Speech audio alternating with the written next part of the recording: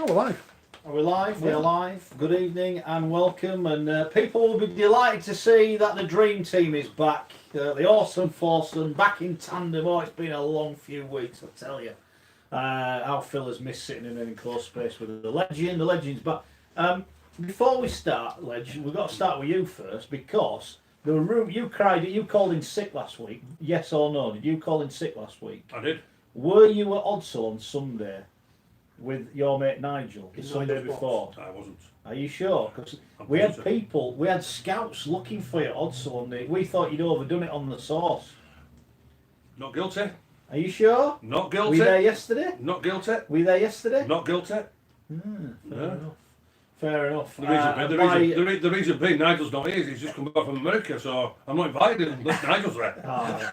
So there you go. Fair enough. Well, the way the Bulls are going, mate, you'll be getting invited every week. You might be getting invited to play anyway because they didn't score yesterday, did they? And back by popular demand, social media has demanded that Phil is back only because Leeds got an absolute annihilation on Friday. Yeah, you all right, pal? Good, yeah, got an offer from one of these Sabutio teams to play, couldn't turn it down, so I'm back. You're back. Have you missed us? Slightly. Yeah. Back like rolling rats. Yeah, rolling rats down the Tell you Of what, course, it's not been listen, the same without... Hey, listen, we'll be the show. When we finish with him later tonight, when we've ripped in to the Blue and Amber, he wish he wouldn't have come back a week early, I'll tell you. Don't worry about that. Well, we'll see. We have got a poll running on Twitter at Forty20 Live. Who has had the worst start to the season? We're going to discuss this in a bit. Is it the Huddersfield Giants? 9 defeats in a row. Don't say anything nasty about the Giants or we'll get into trouble. The Giants have lost 9 in a row. Leeds got battered by Wakefield. One thing I want to come on to that in a minute. They've been well beaten. They're struggling. Or Wigan beaten at London. I spoke to Rich yesterday, didn't we? We saw the team. We thought, are they taking liberties there? And they got beat, which is an amazing result for London. It wasn't have to put the pressure on those at the bottom. So we'll have a look at that. Make sure you vote for that one as well. And what do we want tonight? People who retweet the link or subscribe on Facebook or YouTube. subscribe on Please YouTube. subscribe on YouTube. We're nearly and all there. your friends to do it. We'll give you a copy of this magnificent book. No helmets required. You could win a copy. We've got one to give away. We'll sort that out for you during the week. I've just smashed half the setup. But we've got. Could I just say, go on then. before we start laying into those who are at the bottom, what a great weekend for Rugby League. All right. Catalan-Warrington, brilliant game. Yeah. Enjoyed every minute of that. Yeah. That were two teams playing at a high level with some real skill and a dramatic penalty at the end to win it. But that was great. Leeds and Wakefield, which we'll talk about, the two respective teams. 7 of the 10 tries scored by wingers. Isn't that what we want as a sport? Some of which was absolutely admirable from Tom Johnson. London, as you say, what a story that is when the champions get beaten by the underdogs of the league. In any sport, that is a narrative, irrespective of who that team is. The resurgence of Widnes, not so much we're all pleased to see them back on the field, but the crowd that they got and the way that they played, even though they've lost Liam Hood today, which is a bit of a blow for them.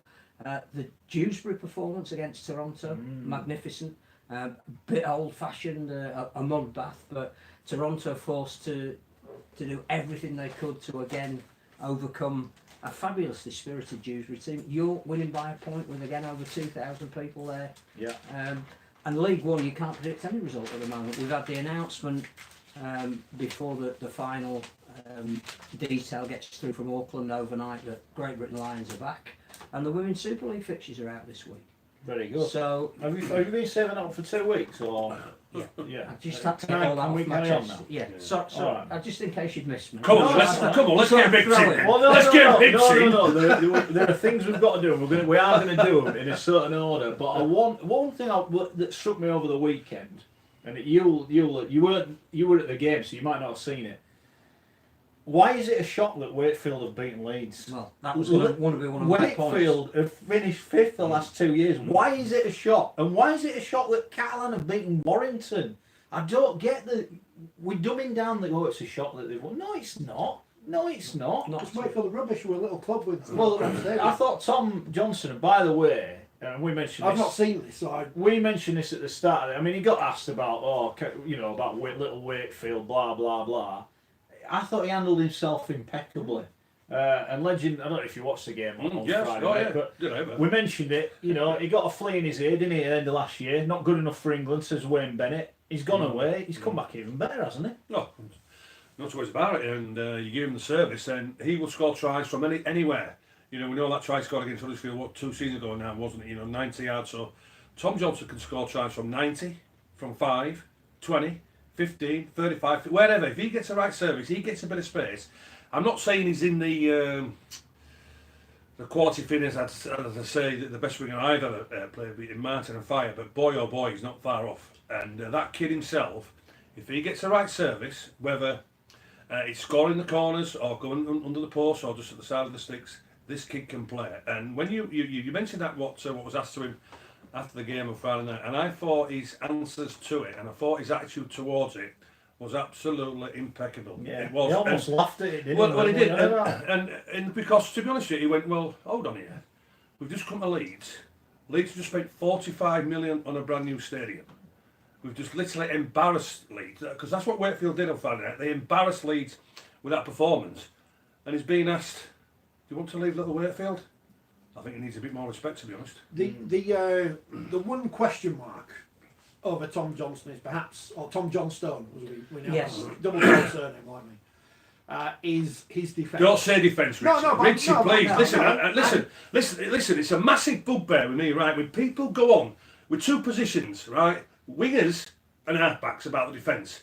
Halfbacks create the tries, wingers score the tries. I couldn't care less if they can't defend it or not. If they are winning you games, I couldn't care less if they can't tackle. It's absolute tosh. I'm going to guess that's the problem that Wayne Bennett has with him. Well, So and if to be fair, so does Chris Chester. Indeed, because Chris Chester was really, really level-headed in his press conference afterwards. Obviously was asked about... Right, well, I'll tell you what then. Will Chris Chester sell Tom Johnstone because he can't defend? No. Like Kelly will. Kelly will. But don't forget, Tom Johnson, who is the kind of finisher that we will pay money to go and watch. That's Absolutely. the point I was making about 7 of the tries were from wingers.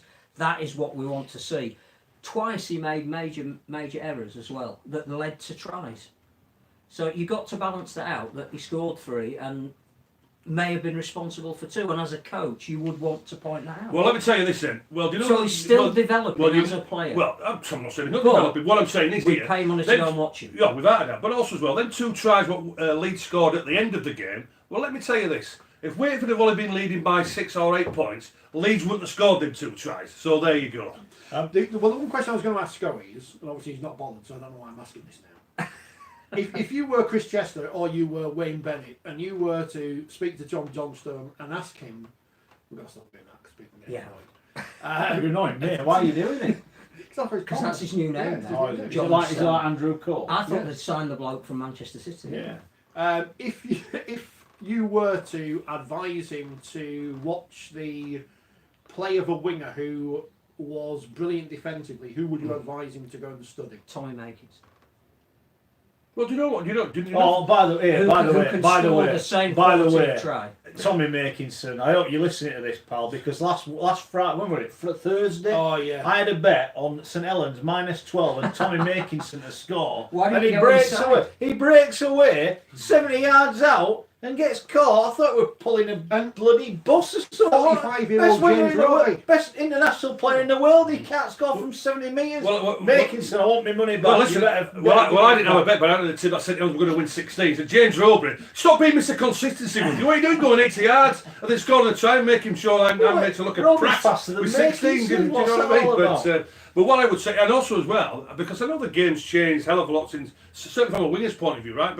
But certainly when you look at defensive wise, right? If I was coaching, I would be saying to my wingers, listen, the only way that the way that you defend is stand on that touchline, because the opposition winger then cannot get on the outside of you. Whatever goes on the inside is not your problem. As long as your winger doesn't score opposite you, I'm happy about that. But now, how many times do you see wingers just literally having walk-ins because of this new defensive system where the centre will shoot in, the winger shoots you from there? If I was coaching, my wingers would be on that touchline to messes with the podcast. Well, my wingers would be staying on that touchline to making sure opposite him, there's no way made the opposite winger will only score if he comes back up the inside and he comes back on the inside of the centre. Little old Wakefield, have they got the best centre in Super League at the minute in Bill 2? Those stats are remarkable.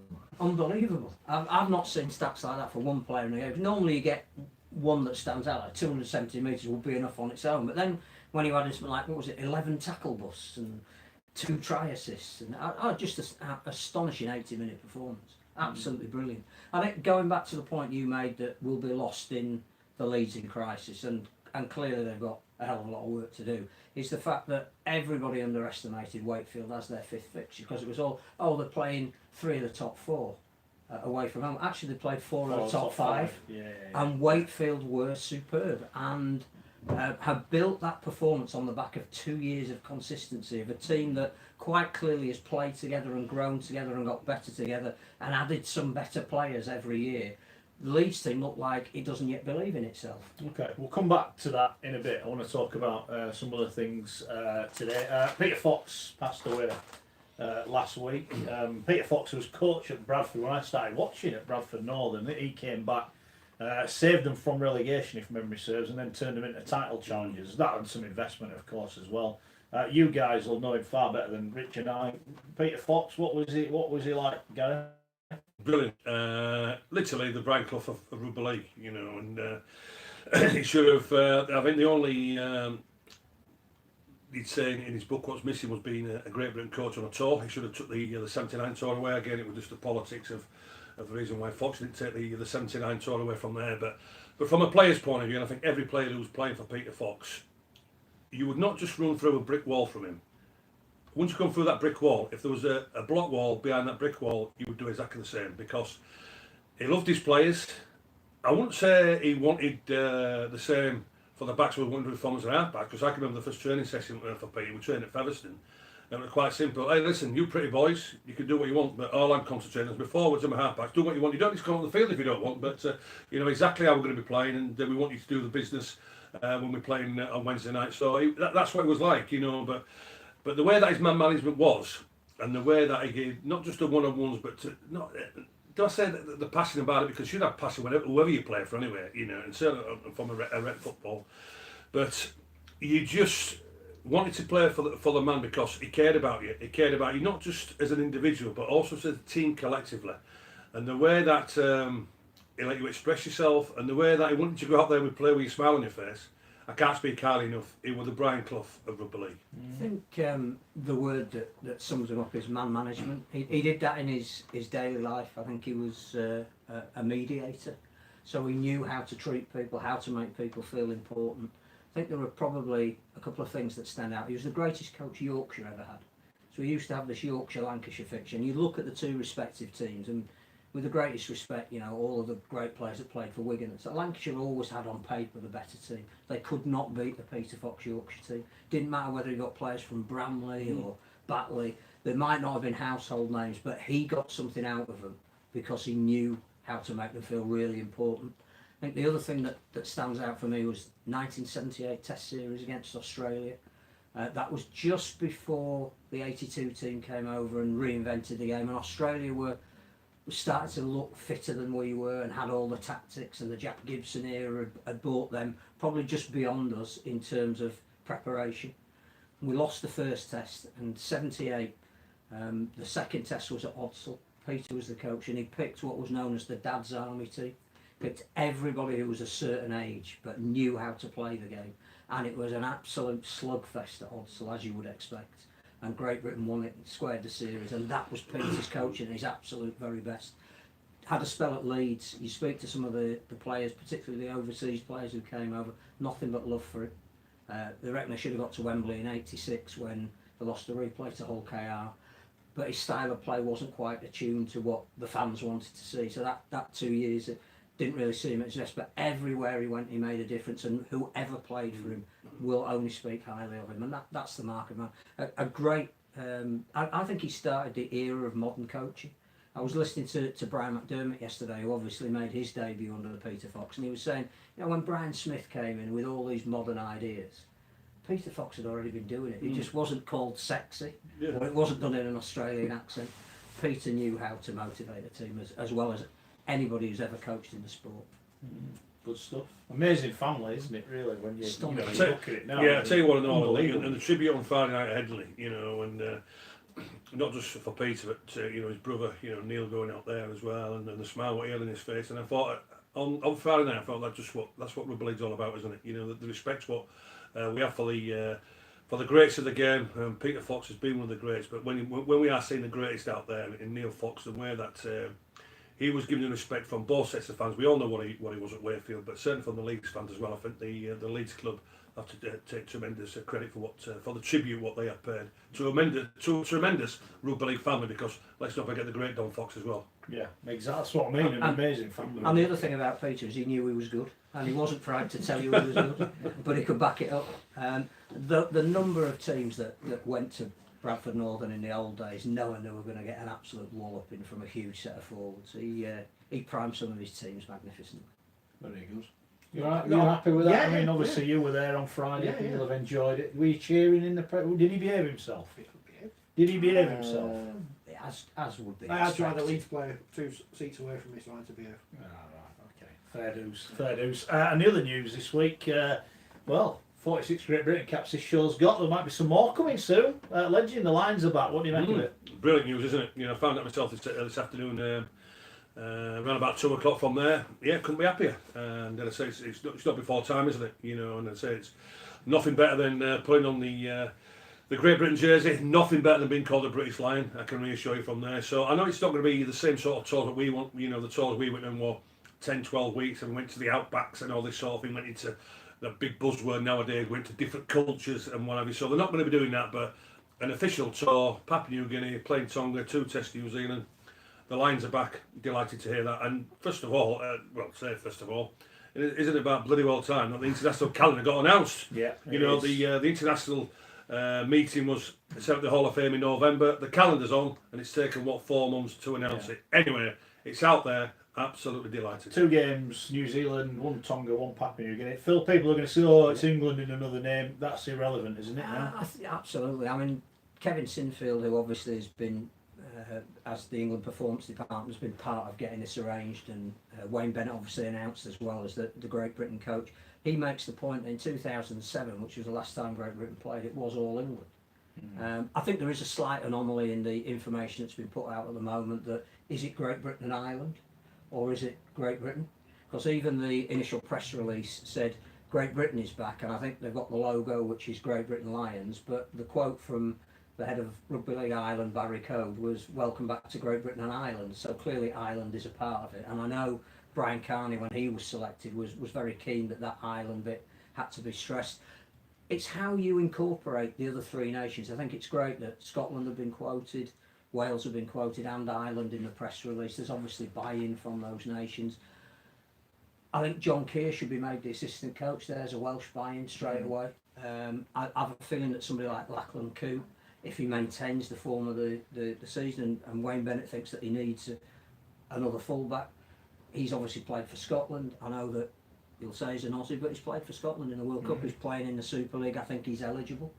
I think you'd look at maybe Morgan Knowles if he maintains the progress he has.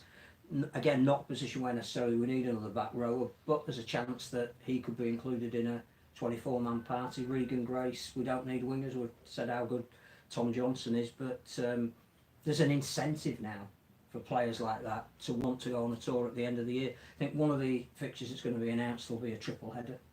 That Great Britain will play New Zealand, Australia will play Tonga, and Fiji will play Samoa. And with everything that's happening in rugby union at the moment, with the Pacific nations being supposedly frozen out, to now be playing them on a more regular basis, they've got their own Pacific competition. I get that there's something not quite the same if you're not playing Australia, but that is going to come in 2020 when they come over here, and then we've got a World Cup in 2021. The important thing is we're playing International Rugby League. 96 tour, that is the last time the Lions went out, they didn't play Australia. So the precedent's set with that. So the fact that they're coming back to PNG or going out to PNG, we'll know that overnight as well. As a cultural experience, that's really important, and I think the work that the England Lions did in PNG last autumn needed to be built on it. It's now going to be with a full England tour. Gary will reaffirm what we already know, that those England Great Britain players will be treated like absolute gods when they're out there, which can only be great for PNG. I think Fiji are going to have a team in the New South Wales competition next year. All of this is building up rugby league in that Pacific area, and a lot of it's down to Tonga. a lot of it is down to the fact that the Tongan national team made such an impact in the 2017 World Cup. We have to build on that. Yeah. So if we're not playing Australia, fine. Yeah. Although Well, apparently now they're having 10 team playoffs. Oh yeah, we'll talk about that in a bit. From a player's point of view, Gary, what's it going to be like as the season gets to an end? There's going to be people playing to get on that plane, aren't there? Oh, right. Oh, absolutely. Because I think the players will tell you. You know, everybody wants to play as an international. You know, now the Great Britain jersey's back, and as you've mentioned, the first time was 2007. Everybody will want to making sure that they make themselves ready for selection. And I know Phil's thrown some names in from there. So if that's where that we're going to get, or where we're going to be, you know, looking at Lachlan Coulter, Regan Grace, all this sort of thing. But we are pretty good at them sort of positions. But boy, oh boy, these players now will be very, very excited. There's a line to our own. You are going to become an official British line by being associated with Great Britain side.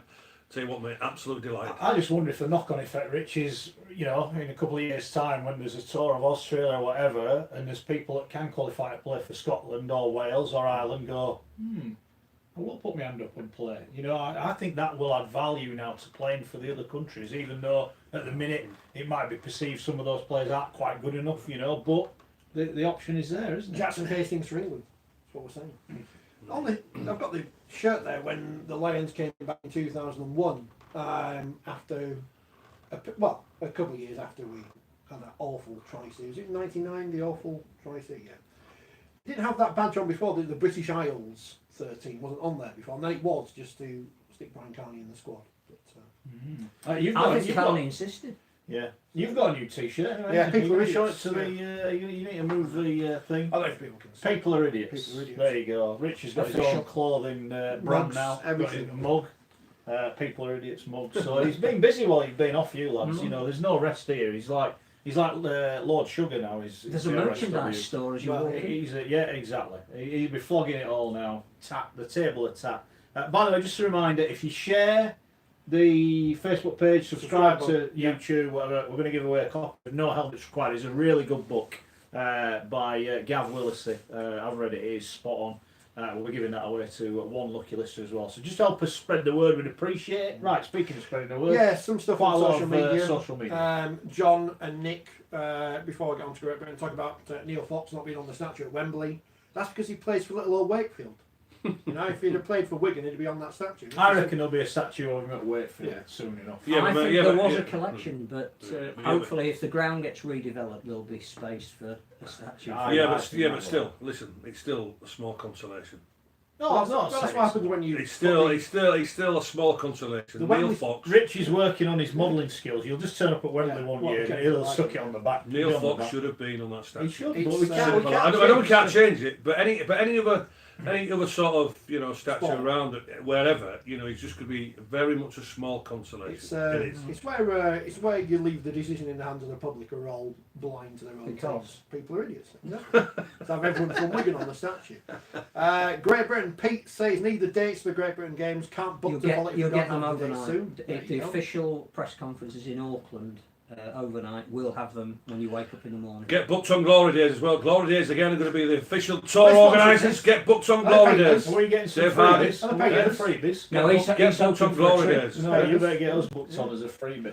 I'll send you a Papua New Guinea for 3 days. Otherwise, we'll be sending you an invoice. Don't talk about Papua New Guinea. They won't let you in. Andrew says Lions should have no heritage players in the team. Like the Australians don't have anyone from all the other. Like every sport. Like England cricket team don't. Like England rugby union team don't. Like South Africans. Yeah.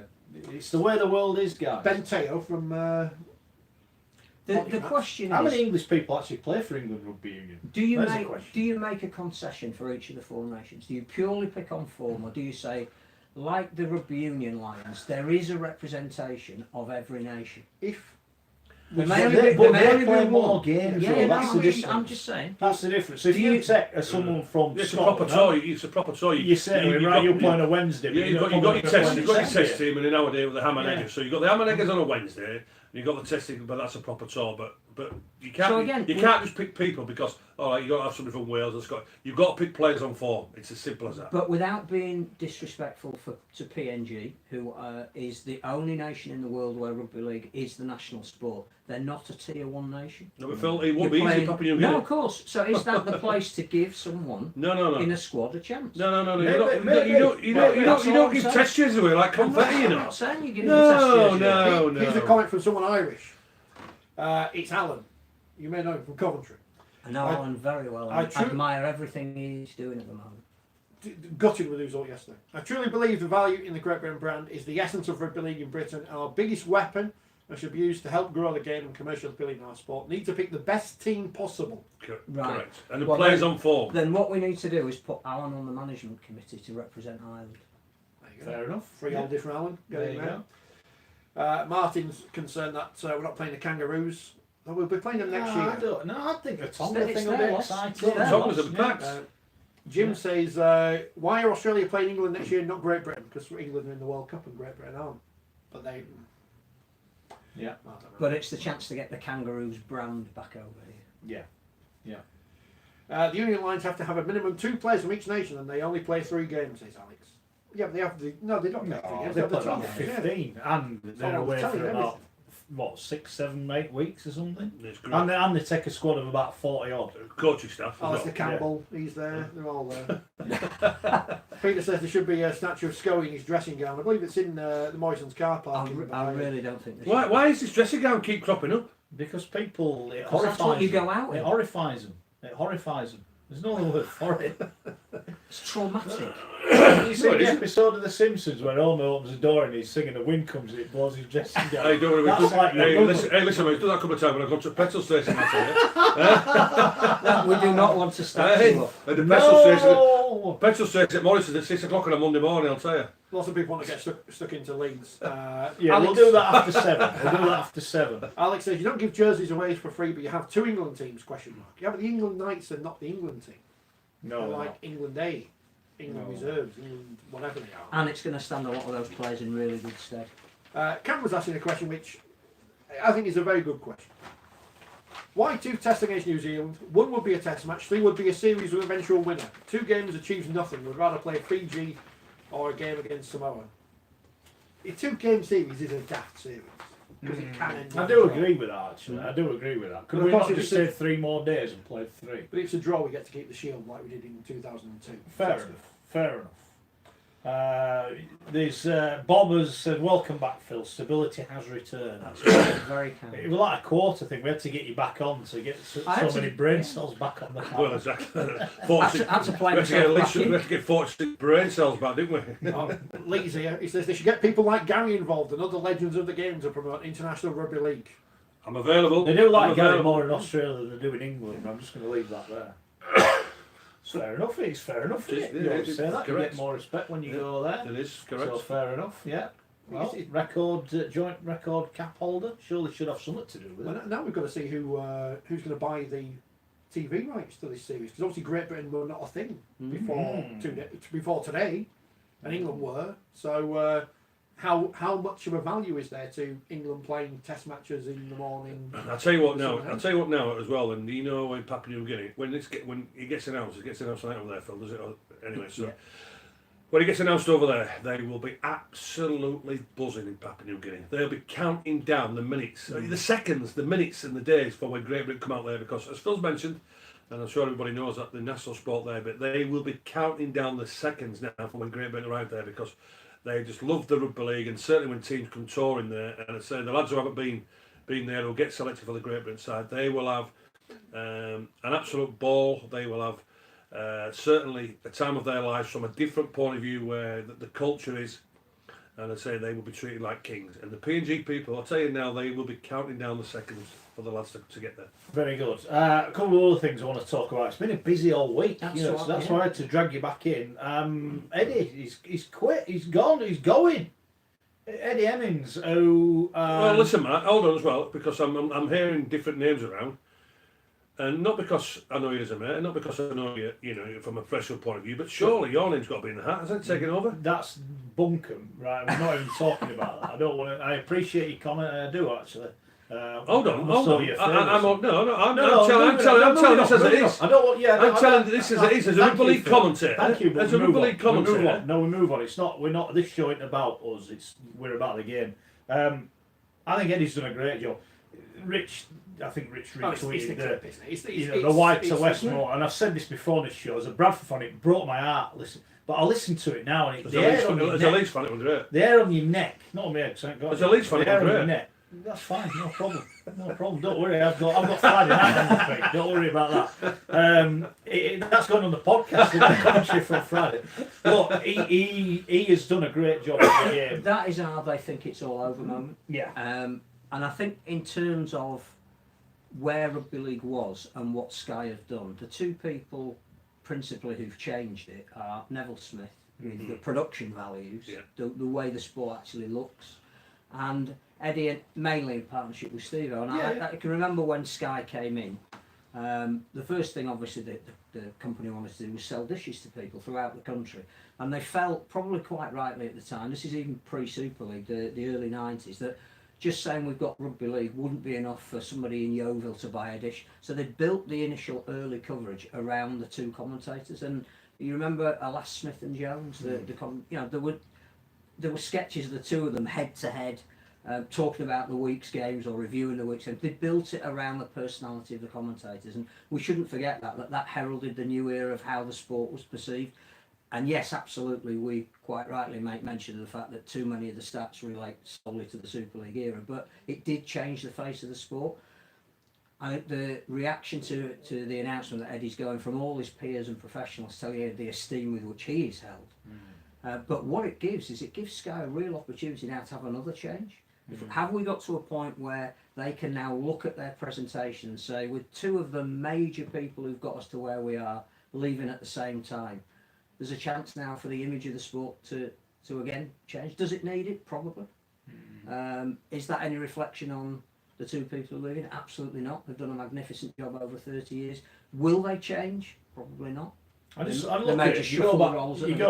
is a great opportunity. If I was Robert Elston, who obviously has worked for Sky, gets on really well with the people that are at the top of that organisation, I would be saying this gives us an opportunity to change the look of the sport, and I think we should do that. What we do know on that commentary is there's two people, and this is something we've said, and I enjoyed the commentary on Friday from Bill and John Wells doing the game, on Saturday, sorry, the Catalans game. There were only two voices on it. It was easy to follow, it was nice to follow.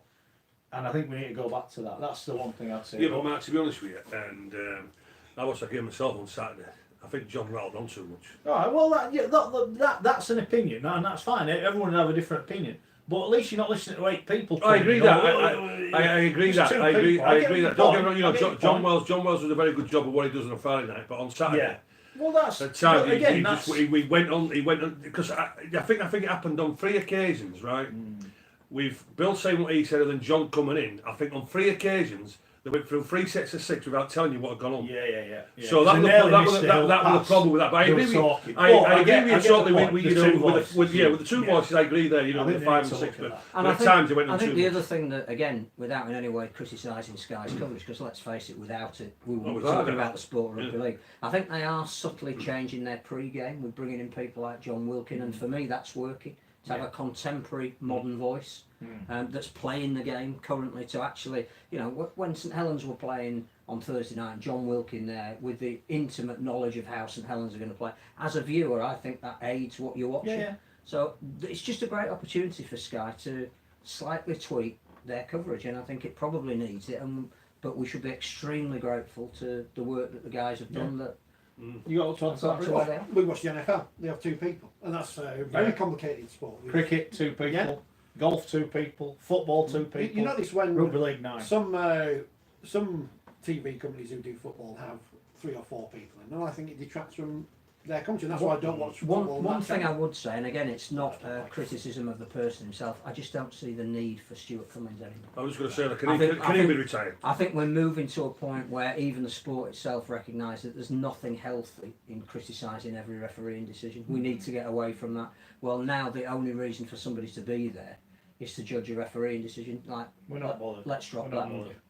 And again, what I'll say about Hicks on Saturday night is, he had the video ref there, and he made a couple of calls, and I think, I wonder if he should have got to the screen. But he had the guts to make the call, and just went, no, I've seen it, that's fine, let's crack on. Added to the game again. I'd say what, yeah, but also as well, and I must say, and I picked up on it on all the games that I'm telling, certainly in the Toronto game, the referee.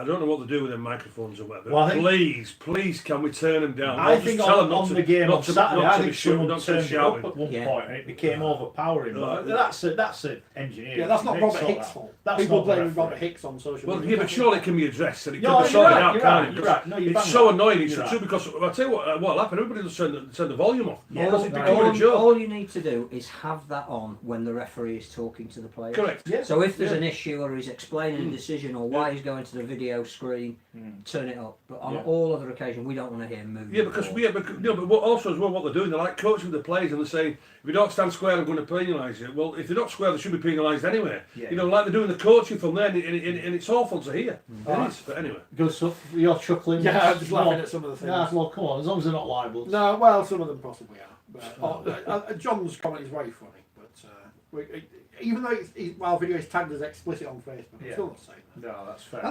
think somebody else has pointed out, I think it was Mick, has pointed out, Eddie gets a lot of criticism on social media which is unwarranted. Yeah.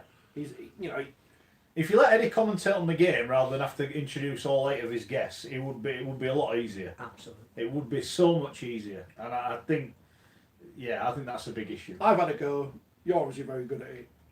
It's not as easy as people think it is. I thought we'd have been up anyway. Me and you, the dream team, anyway, from the European Championships. Just I'm disappointed we haven't had a phones call. on. Phones on. Yeah, mine's on. Suddenly I'm wrong. Sky ring. Despite the fact everyone thinks they can do it these days. Yeah, exactly. Although, you know, as I mentioned the other week, you know, I hope the RFL are paying attention to the way the winds are changing in the world of radio, but I don't think they are. All right, fair enough. I wasn't here when you had your rant about Richard's rant. It's a star piece of the show now. commercial- Phil. Things have moved on. commercial radio stations that are going to lose. They've already lost their breakfast coverage. The likelihood is they're going to lose a lot of their sports coverage. This is a vital support mechanism for rugby league.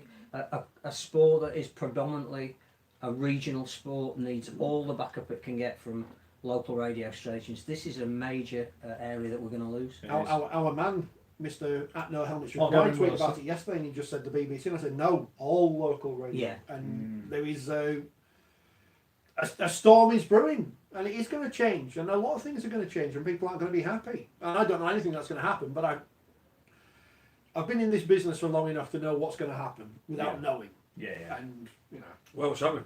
There's going to be less local sport and more homogenised programming. it's cheaper to have someone in London playing records than it is to have someone at a rugby league match. Oh, I see. Right. And that's even with how much we know we get paid. Exactly. 20 quid. Exactly. Come on, what's happening on social media? More rude comments. Yeah, people just don't like Stuart Not about Cummins. us, obviously. No, But about Stuart Cummins. referee. If you want to abuse Stuart Cummins, and feel free, get in touch. Yeah. We can't read them out, sadly. Andy's doing impressions of referees counting, which is good. All right. It's good because, you know, sometimes you need to know. The referee yesterday in that Dewsbury and... I didn't see the game. So he had a lot of work to do there. Whoa. Well, we'll have a chat. We will chat rugby after. We've had that much happening this week. We've got to talk about Widnes because last week when we were on, it looked like they were They're going out back. of business. They're Well, back. I Who'd knew, have thought I it? They're can't back. believe it. I can't They're believe back. it. Who'd have I thought know. it? I think they've gone about it the right way.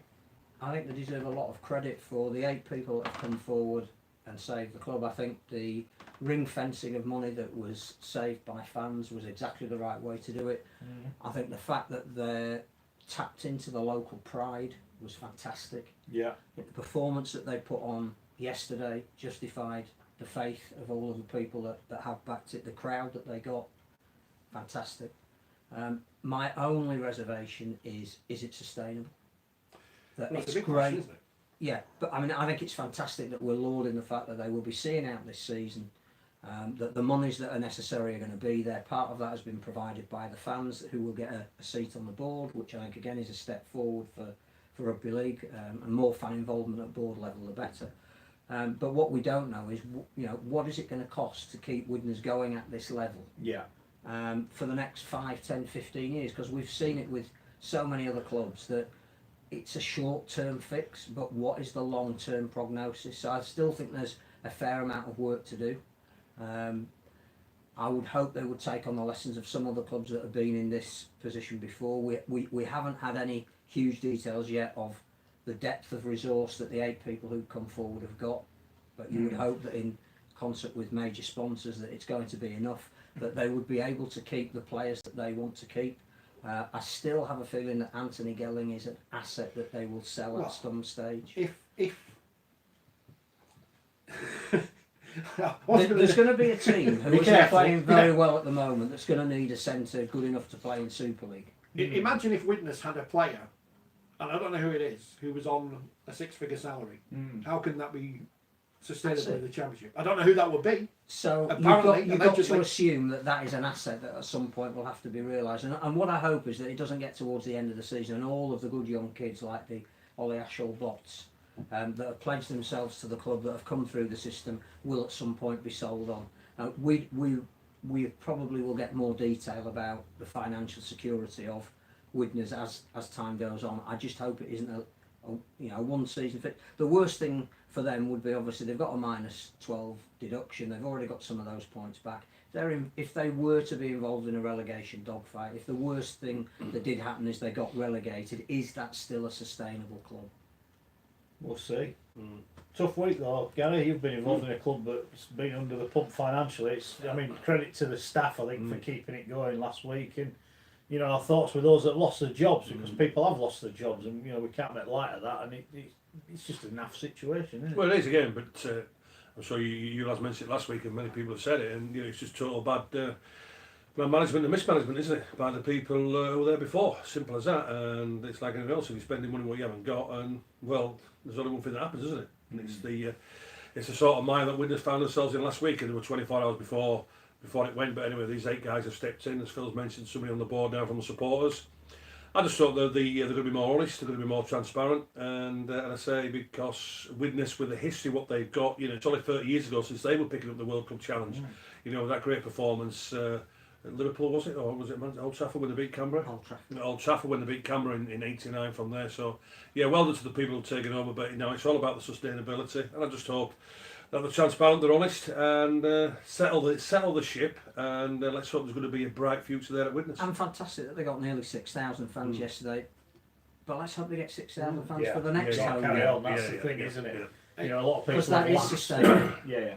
And again, now the club's been saved, no one seems to be bothered about why they got into the mess in the first place. I think that'll come out. I think there will be. That report has to come initially from the administrator. I think if they have found dealings that they feel are not quite above board, but again, I was talking. Will that come out in the public domain, for us? Does that get sent to the RFL? But if directors take money back that they loaned, if paid employees are paid an amount of money, there's nothing illegal in that. No, that's it. So everybody can speculate all they want about financial mismanagement, but I think that's very different.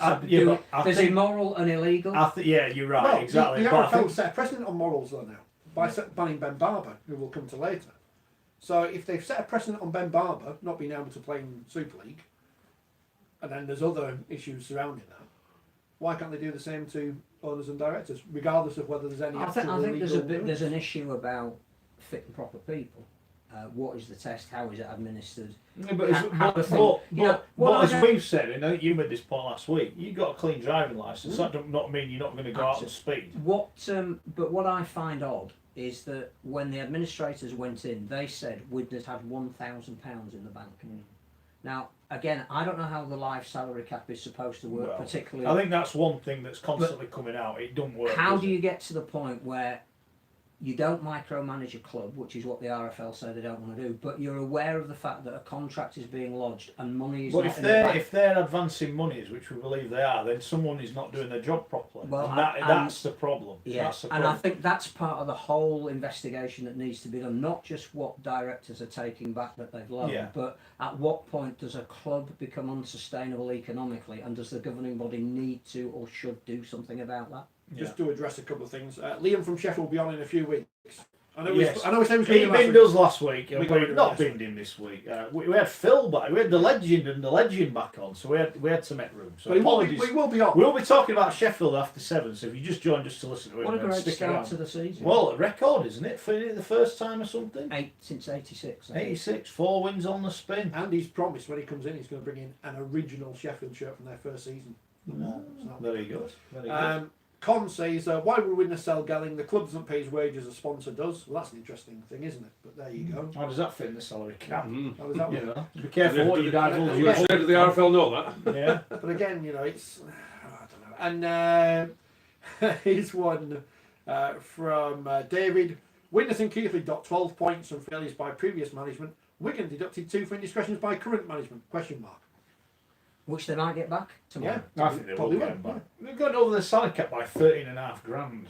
You know, they've not gone bust with I it. think there is a difference. The argument will be that it's not the first time that they have breached the salary. It's 13 grand. I'm No, not being I'm rude. just saying I'd it's love the to it's put the the boot third on time Wigan. in It's their history that they've done 13,000 it. quid. Is It's is not like it they're half a there? million or No, but is it there as a deterrent? If you keep doing the same crime, does there have to be a deterrent?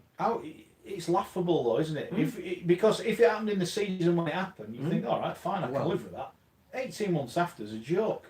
And let's I'm be not fair. even going to And mention let's be fair. the If it hadn't been 2005 grand final. If it hadn't have been the RFL Super League splitting, I don't think anything would have been said about it. So let's call But it. it was an independent panel. It's like when Yeah. Cass got relegated because of Wigan. It's like when Sheffield United got relegated because of West Ham. Carlos Tevez. But West Ham and media. 2005 grand final. Leave the West Ham, leave the Hammers alone. Well, they won at the weekend, so it's not too bad. Leave the Hammers alone. John's enjoying the show because Phil's back. We are as well. Alan says, That makes us feel really great. That does. Oh, Phil's back all is well. No, we've missed you, Phil. We have well, honestly, you're we've very missed kind, you. you're very We've neat. missed you. Alan I says, was still here ethereally. I was not completely. I was not in front of the camera. Alan says, Widnes had 11 academy players in the 17 yesterday. That's good. That is good. That is. Just- But what you don't want is that all of them get picked off. Two Well, of them Leeds have already- been two of nabbing them them. already Dirty gone. Leeds have been Yeah. stealing them. Vultures. Talk about stealing Including from the vultures. poor. Leeds Stealing vultures. from the Hey, poor. Paid for them. Stealing from the Undisputed. poor. Yeah, but I don't know what they're doing it for because they won't play. You McLaren's 19 and he can't get Well, it. I want to ask you about that. I'm ready. I'm getting ready. I'm getting 7 ready. o'clock. 7 o'clock. I'm getting ready. On Widnes, who's the real man of the people at the Halton Community Stadium these days? Is it Anthony Gallagher, the doctor? Because he was there yesterday with the people. Sat with his flag, sat with his scarf. Moaning about I've got Toronto the scarf, moaning but about well. the wine he was, wasn't he? That's There fair. we go. So we'll talk about Leeds and Wigan and Huddersfield after 7 We because will. we want to because we got the poll running. Oh yes. On Twitter. Who's had the worst start? The doctor, by the way, The doctor, yeah, who was there supporting Widnes and Yeah. has given trophies. 5-star packages to be Yeah. auctioned off. Yeah. This is the same doctor that still wants to set up a club in Liverpool, Mm. which obviously And would Cumbria. which And obviously Cumbria. would detract from what's happening at Widnes. Yeah. Mind you, we can all say that we're setting up a club, can't we? Because one of the things we don't know is what is the conditions by which you can get a club Well, accepted. just keep an eye out for the 13 Patriots of Pyongyang coming soon. Well, Yeah. that's what I've been doing for the Really? last 6 weeks. Setting Is that up a it? club. Is that what you've been? Yeah, absolutely. Yeah. Well, Interesting. anybody can set up a club, can't they? Interesting. I knew you'd been busy. Apart I from don't New know York, what you've been they doing. can't get one. Right, Come come on, on, what's happening? Thanks to David for the sign. Who's nicked the EN from Scoey's sign? It took me a long time to work it out, but I did eventually. I don't. What It's is no it? entry, isn't it? It's no try. Oh, So it took me a while. Yeah. So. fair enough. Was Phil making the team? Oh, God, Yes. Phil was making I the score. I score tries. That's in the days when we used to be sponsored No, by cigarettes, the good old days. Mr. Barwick was making the tea. Yeah, it was. Yeah, It was. Found him Quiet. something useful Yeah. to do. Yeah. We've got a special guest making the tea today, so stay tuned for Well, that. we don't know if we can get him under the salary cap. Well, so no, he's got exemption now. Oh, has he got an Yeah, exemption? it's in the paper. Oh, right, good stuff. Exemption. We'll Trio look after granted the lads. exemption. Kieran says, massive win for Sheffield on Friday. Relentless against a good Bulldogs side. Joel Farrell was unstoppable. They're flying. I enjoyed watching them on the our league up the other week. They played well against Bradford. They And are. I got hammered for saying that red card was harsh, and he got sending off sufficient. So we're right, wasn't I? Yeah. Although a little less than that, like, don't tweet when your dad tells you something. So I tweeted, and then everyone just hammered me on Twitter. I went, it was an awful red card. My dad Were you on the sauce? he'd had a few sides. And what about you? Well, no, I hadn't actually. He had, I hadn't. So maybe with hindsight, you live and learn, don't you? Live and learn. Karen says transfer fees should be made public. Yeah, but they're all going to be about £5.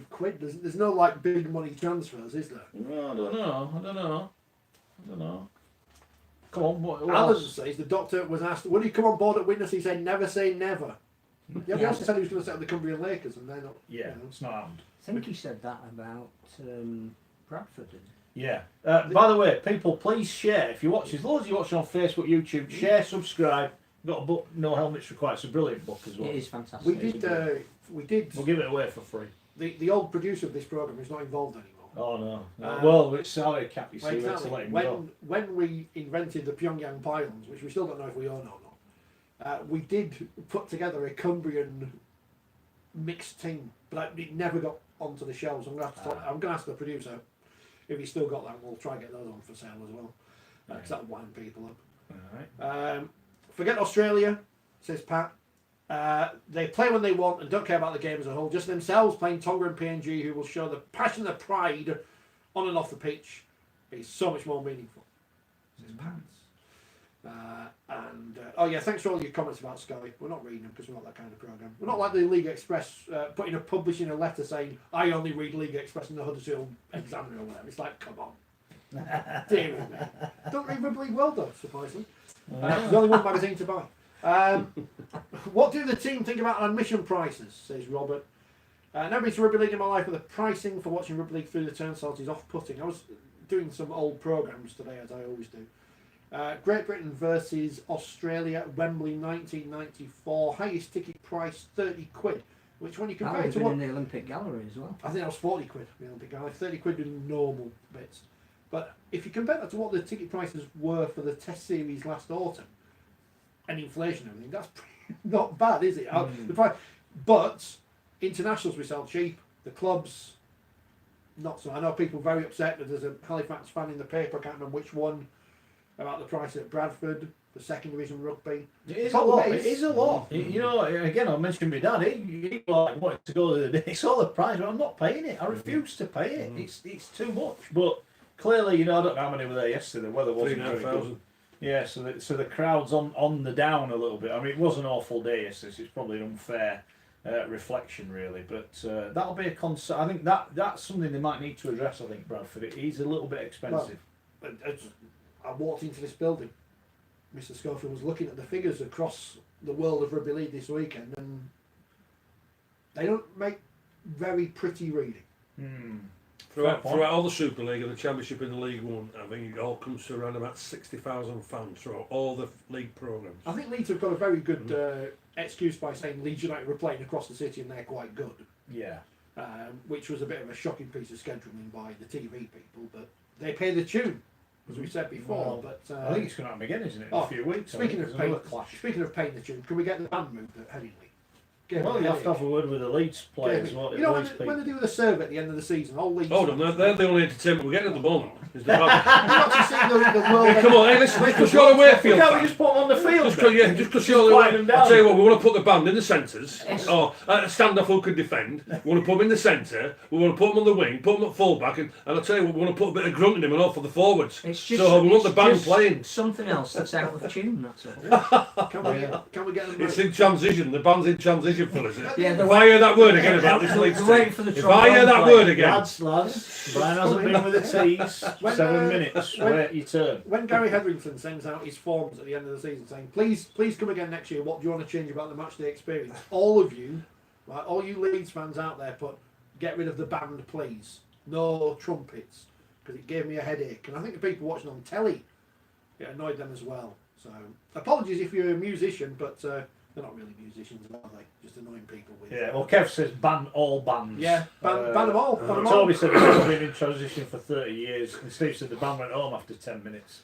They didn't. No, that was the team. No, unfortunately, they didn't. Ooh, you'll be But I have to say, the South Before Stand, we get the new South Stand, because obviously when the South Stand got knocked down, it was a very sad moment because we thought, well, nothing's going to replace it, just going to leave it there with gravel. But now they rebuilt it. Yeah. And it's bigger and it's better and it's really good. You enjoyed it, Yeah, didn't the press releases are great. I mean, I broke the stadium. I have to apologise. I apologise to Leanne. Hold on. Yes. Hold on. No. Right, all right. The stadium. So he's broken the stadium at Leeds, right? Yeah. He's only been once. Yeah. He went to Cass I brought last that seat at season. Cass, yeah. Broke the seat Right, at yeah, Cass. yeah. Now, I'm not being rude. There's a common theme Yeah. here. He don't like Cass. He's damaged their stadium. He don't like Leeds. He's damaged their stadium.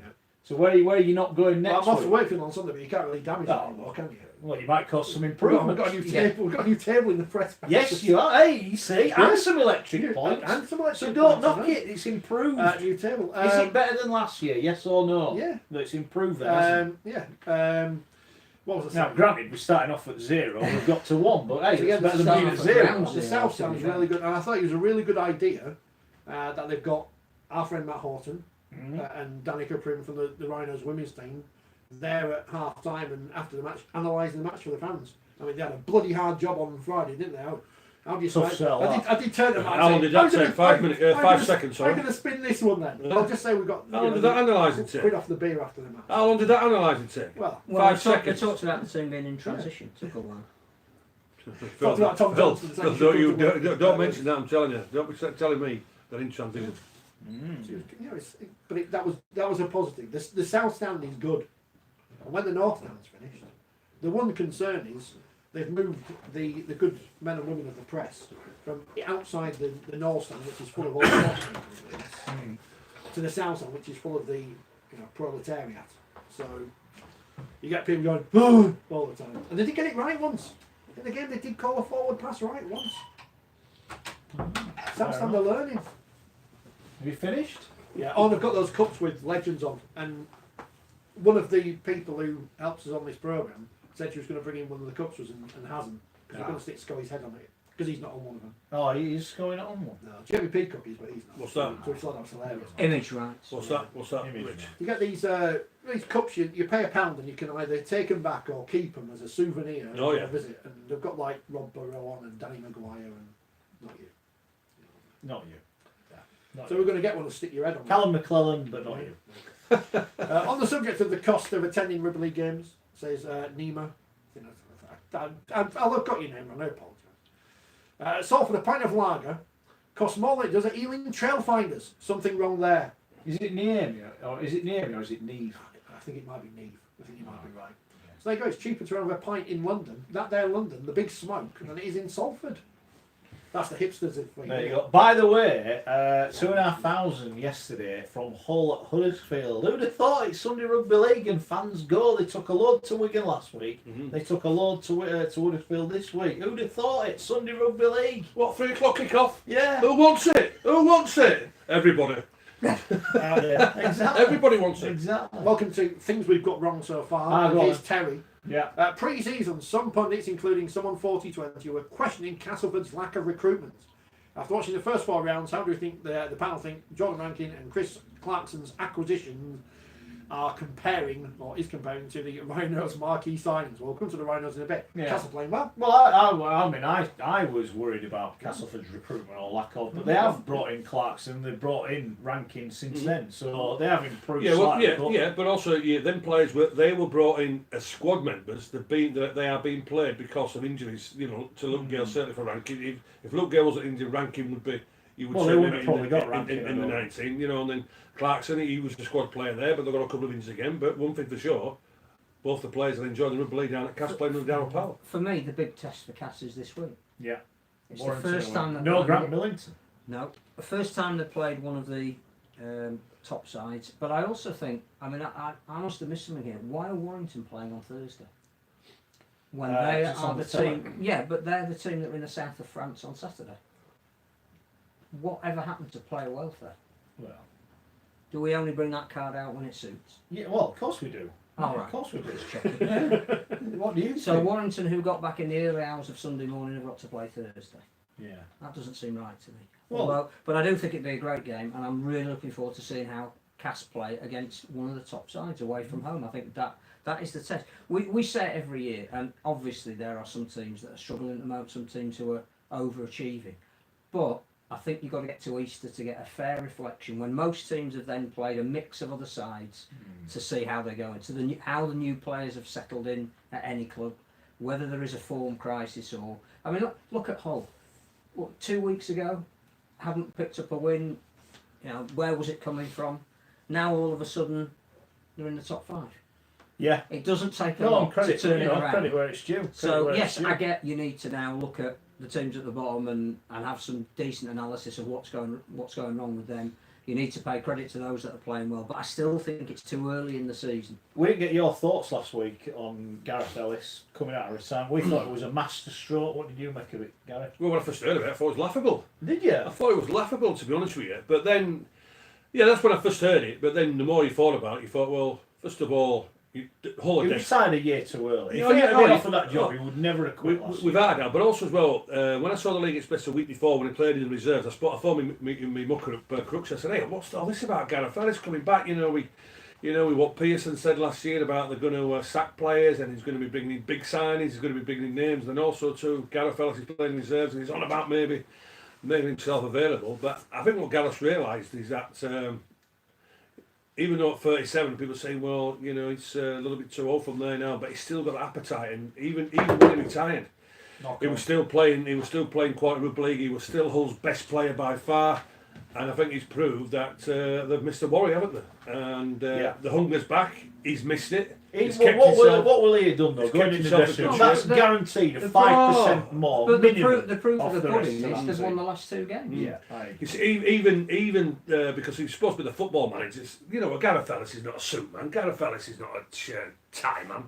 And when you've seen him all this season, I think maybe the back in the last season as well, he was on there with the water bottles and he was on there in the team talks and all this sort of thing. So yeah, he's missed it. He's got that appetite back. He's kept himself fit, and he said, "I'll tell you what, we're in dire straits. I want to put something back in here. I want to try and turn it around." And boy, oh boy, he's turned it around. As you just mentioned there, Matt, just with him being on the training paddock, just with him being around the dressing room, it would have given everybody a massive bit, because Gareth Ellis has been one of the best players in the Super League era. There'll be no shortcuts when he's leading the training. Who was when you played? Who was when you thought, oh, he's playing, we've got a chance today? Who was the guy? Hold on, who's here with the T? Wellington. Is it? This is Wellington. It's Wellington. Wellington Albert. Thierry's brother. Oh, yeah. We'll have to go with that in a minute. We've had to let Brian Barwick go. I know. He's been binned Oh, off. apparently you can get Scully on a cup, says Nick. Oh, can you? Yeah, but I didn't see. I'm trying to ask Wellington, but I don't think Wellington's paying attention. So. He's got a Leeds in it, Wellington Albert. Apparently, Is that right? Who Is is? that right? Wellington. Wellington Albert's going to Leeds. That's what our sources tell us. Rubbish. That's what I'm telling you. Rubbish. Don't you talk to me like that. Rubbish. What, a big offloading forward? Surely, Okay. surely that's Fair not enough. Wellington. Fair enough. In fact, the Mark who's just subscribed. Listen, Richard, you had Has a it? great, Well done, man. Richie had a great one on Friday. Wilson, you're a Bradford fan. Don't be winding me up that the signing What's Wellington that? Albert. Vodka and orange, Phil. Yeah. So, I it's hang on. cocktail time. I wanted a gin and tonic. I've got a milky tea. I've got the paper here, right? Leeds Rhinos, this is League Weekly, are tipped to strengthen their pack after a disappointing start to the season. The struggling Betfred Super League giants, lols, who have lost 4 of their first 5 games, have been linked with targets on both sides of the world. Some bloke from Cronulla who no one can pronounce, Ava. Good luck. Ava. Yeah. That's what he's going to have on the back of his shirt, Ava. I think he might be on his way. Potentially Wellington Albert, who was made redundant by Widnes Vikings last week. He would not count on overseas quota because they have been granted Federation trained status by the good people at the Rugby Football League. Fair enough. Right, go to our Twitter poll. Yeah. Who is the big, according to listener, who is in the most crisis? Well, or biggest I don't know why trouble? you bother putting Huddersfield in this poll because no one cares about Huddersfield. It's either Whoa! Don't be saying That's crap another- like that. Somebody else Jesus. now who's banned. from Whoa! You can't say stuff like that. What's the attendance yesterday? Rich, I've got to go to Huddersfield on 22nd of March. Come on. Well, I don't the- You're about the only one of us who counts. Not when I finish tonight, I won't be. Almost a third of the crowd there yesterday apparently were Hull fans. Right, so no one cares about Huddersfield. 21%. Over a third of the Yeah. crowd. 21% Huddersfield. Right. I voted for them actually. I don't know why. Right. Wigan 46%, Leeds 33%. Wigan because they are the champions. They are the team of Right, crisis. so we're starting off with Wigan then. Beaten at London. We said, congratulations to London, by the way. Absolutely. That is a said magnificent nothing result. away. I did say on the predictions last week, I thought it'd be a really close game. Because I think, from a London point of view, these are the games. This is why you're in I Super think League. that's the 2 points they didn't expect to get. You want to play Wigan, you want to beat Wigan. Me and Rich were talking ahead of kick-off. We saw the team, we thought, ooh, that looks a bit weaker. Granted, I think they had a couple of injuries.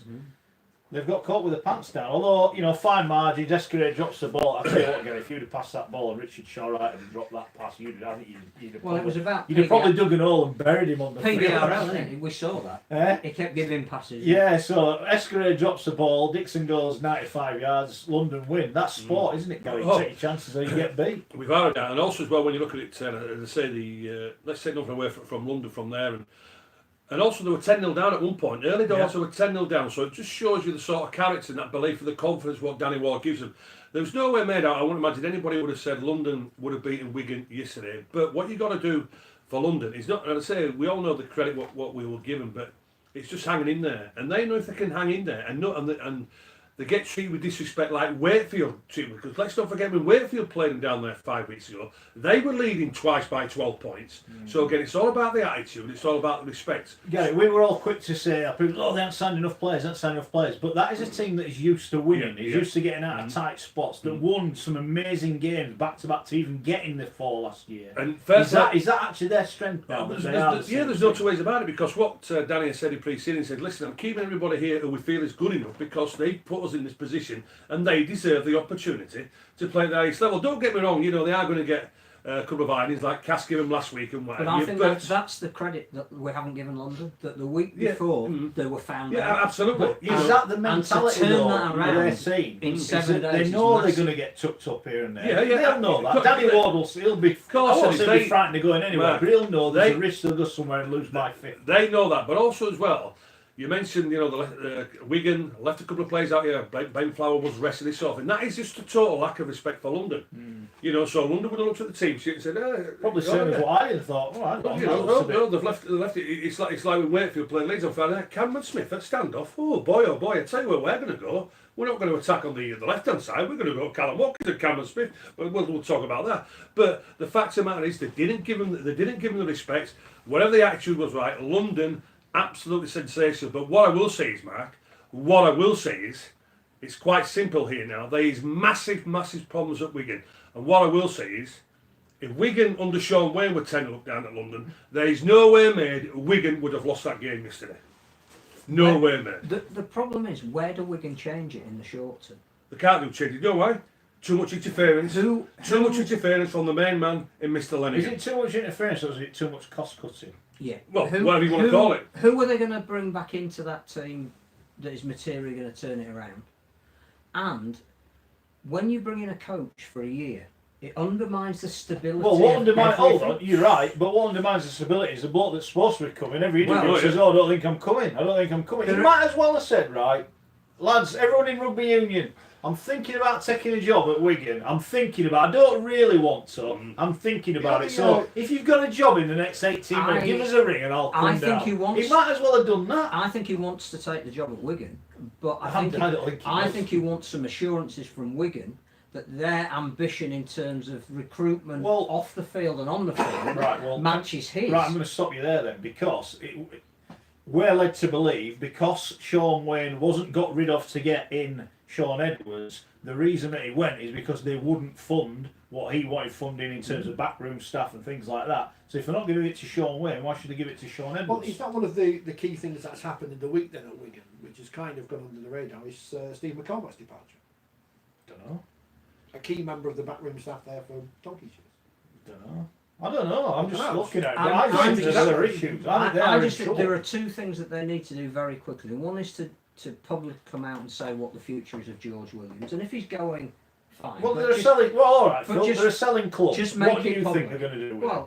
They sell all the best players. What are they going to do with it? It'll be partly to do with whether an NRL team is prepared to pay a transfer fee for George Williams, and if they are, and if he is going to go, and if those negotiations are happening, Wigan need to be upfront about that, because one thing it's doing clearly is it seems to be unsettling George Williams. Yeah, but this is a club PR-wise, Phil. They said, "Oh, John Bateman, he's coming back. Don't worry." John Bateman got asked, and I ain't signed it. I'm not. The other thing is they need to. I might do one day, but I've no agreement to come back. But the Sean Edwards things need sorting out one way or the other. Have they dropped a boo-boo letting Sean Wayne go? In your opinion? The problem they've got is an economic one. that even though they've been incredibly successful in the Sean Wayne era, probably couldn't have been more successful. Someone texted me the other day and said the crowd have gone down by over 4,000. Yeah, how you've got to do something. My issue is that Wigan are not signing the kind of players that the Wigan public demand that they sign. Right. So I look at Warrington and you go, oh, Blake Austin wasn't enough. We've already recruited Gareth. Well, here's a question then. Oh, and we've got Luther Burrell. And given who we know listens to this show, this is not going to go down well. Should Ian Lenigan sell Wigan Warriors if he can't afford? I'm not saying he can't afford. If he's not willing to bankroll it, and let's be fair, the big clubs now, you just win it. Simon Moran, he's bankrolling Warrington. And let's be fair to Ian Lenigan. He's put about £1.5 million of his own money in over the last 2 years. Well, if he hasn't got any more, does he need to walk away? Well, somebody needs to decide what is going to attract the Wigan public back, because it clearly isn't going to be a team that is merely successful, because they've had a team that's now they've got a team that don't look like they're going to be as successful. How is that material going to impact? People said to me about the academy and it's doing really well, but then other people went, "Oh, we're not bothered if they're all from Wigan. It really doesn't matter to us. We want to watch the team playing." When you look at the way Warrington are building their club at the moment, it wasn't enough for them that they got to 2 finals and didn't win them. They went out and bought the guy who I think we all said at the start of the season is the biggest signing, Blake Austin. That, again, is followed up by, we're not waiting till Gareth Widdock comes on the market. We've got it. If it's next year, that's fine, we'll wait for him. That Luther Burrell will be there in June or July. Now, I don't know whether Luther Burrell's going to be a success or not, but you talk to people like Jermaine McGilvery, who grew up with him when he was playing rugby league as a kid, and he's saying, you know, Huddersfield should have got him. He's going to be, although he's 30 odd, he's going to be a real, but he's going to get bums on seats. People are going to want to be intrigued about a current England Rugby Union. He's not quite in the international squad at the moment, but he was a year ago. But a player who's deemed to be good enough to be international quality and being coming over and playing rugby league, that to me is a club that's going places, that's investing, whose crowd is going up. Wigan at the moment, look, I have no problem with Jared Salmon as a player. He's one of the most enjoyable players I've seen when he's on. But at 32, he's not a Wigan signing. No, look, that's not. He even admits that himself. I mean, we go back to it, when he's phone rang, when Wigan won a sign, he must have fallen off his, he thought it would have wound up his seat.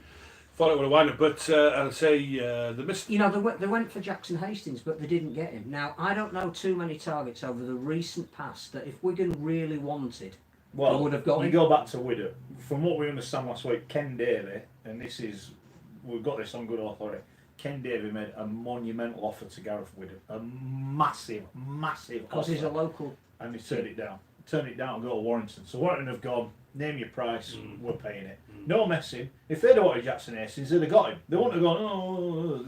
And the other thing I don't understand, and as you say, you know, there are some high up people in Wigan who monitor everything we talk about, and we're grateful that they do. There's a red dot here just on your shoulder up here. I don't know where that's come from. But I suspect that if they'd wanted Sean Edwards straight away, under a previous administration, they would have got Sean Edwards. Well, as I said at the time, if Sean Edwards was that desperate for the job, he would have walked away and said, I'm not bothered about the World Cup. I've been to one, done whatever, I'll come. In my opinion, Edwards is just basically now rumours he's going to go to Wasps or whatever. He has just gone out and said, give me a job. Yeah, he's putting himself. Give me a job. But I think he's an honourable guy, and the only reason he would be doing he's an honourable. Every interview he said, I don't know if I'm going to Wigan. but I think that's because he wants some assurances that the job he's going to at Wigan is the job he thought it was, and that will include an enhanced backroom staff. Because let's face it, he hasn't been in rugby league for 20 years, so he's going to need some people around him. Plus, he'll need to know that the transfer pot is there. Because even Sean Edwards, with the current squad of players, couldn't turn them into a grand final winning team. Well, I think one of the big things Sean. And what are they going to do when Sean O'Loughlin retires? Well, go on the coaching staff. But one of the big things Sean did say was when he took the job, he said, two of the most important things I'll be doing straight away will be getting 2 quality assistants. So he wants 2 quality assistant coaches as it is. Not cheap. Yeah, exactly. So that's an extra revenue. But as Mark had just mentioned there, and I say I was a little bit like, Sean, yeah, it just sounds to me you put yourself in the shop window. Yeah. But what I would say, well, first of all, this is all Ian Lenigan's fault because all he's doing is interfering. It's had enough of bankroll on the club there. We can see with the crowd figures. Sean Wayne should never have ever been allowed to leave. And also to Chris Ladlinsky, who's the CEO from there. You know, all Chris is at this moment. He's just been a puppet. An absolute puppet because he should have stuck up for Sean Wayne. Well, when he said he was going, Radlinsky should have gone as well.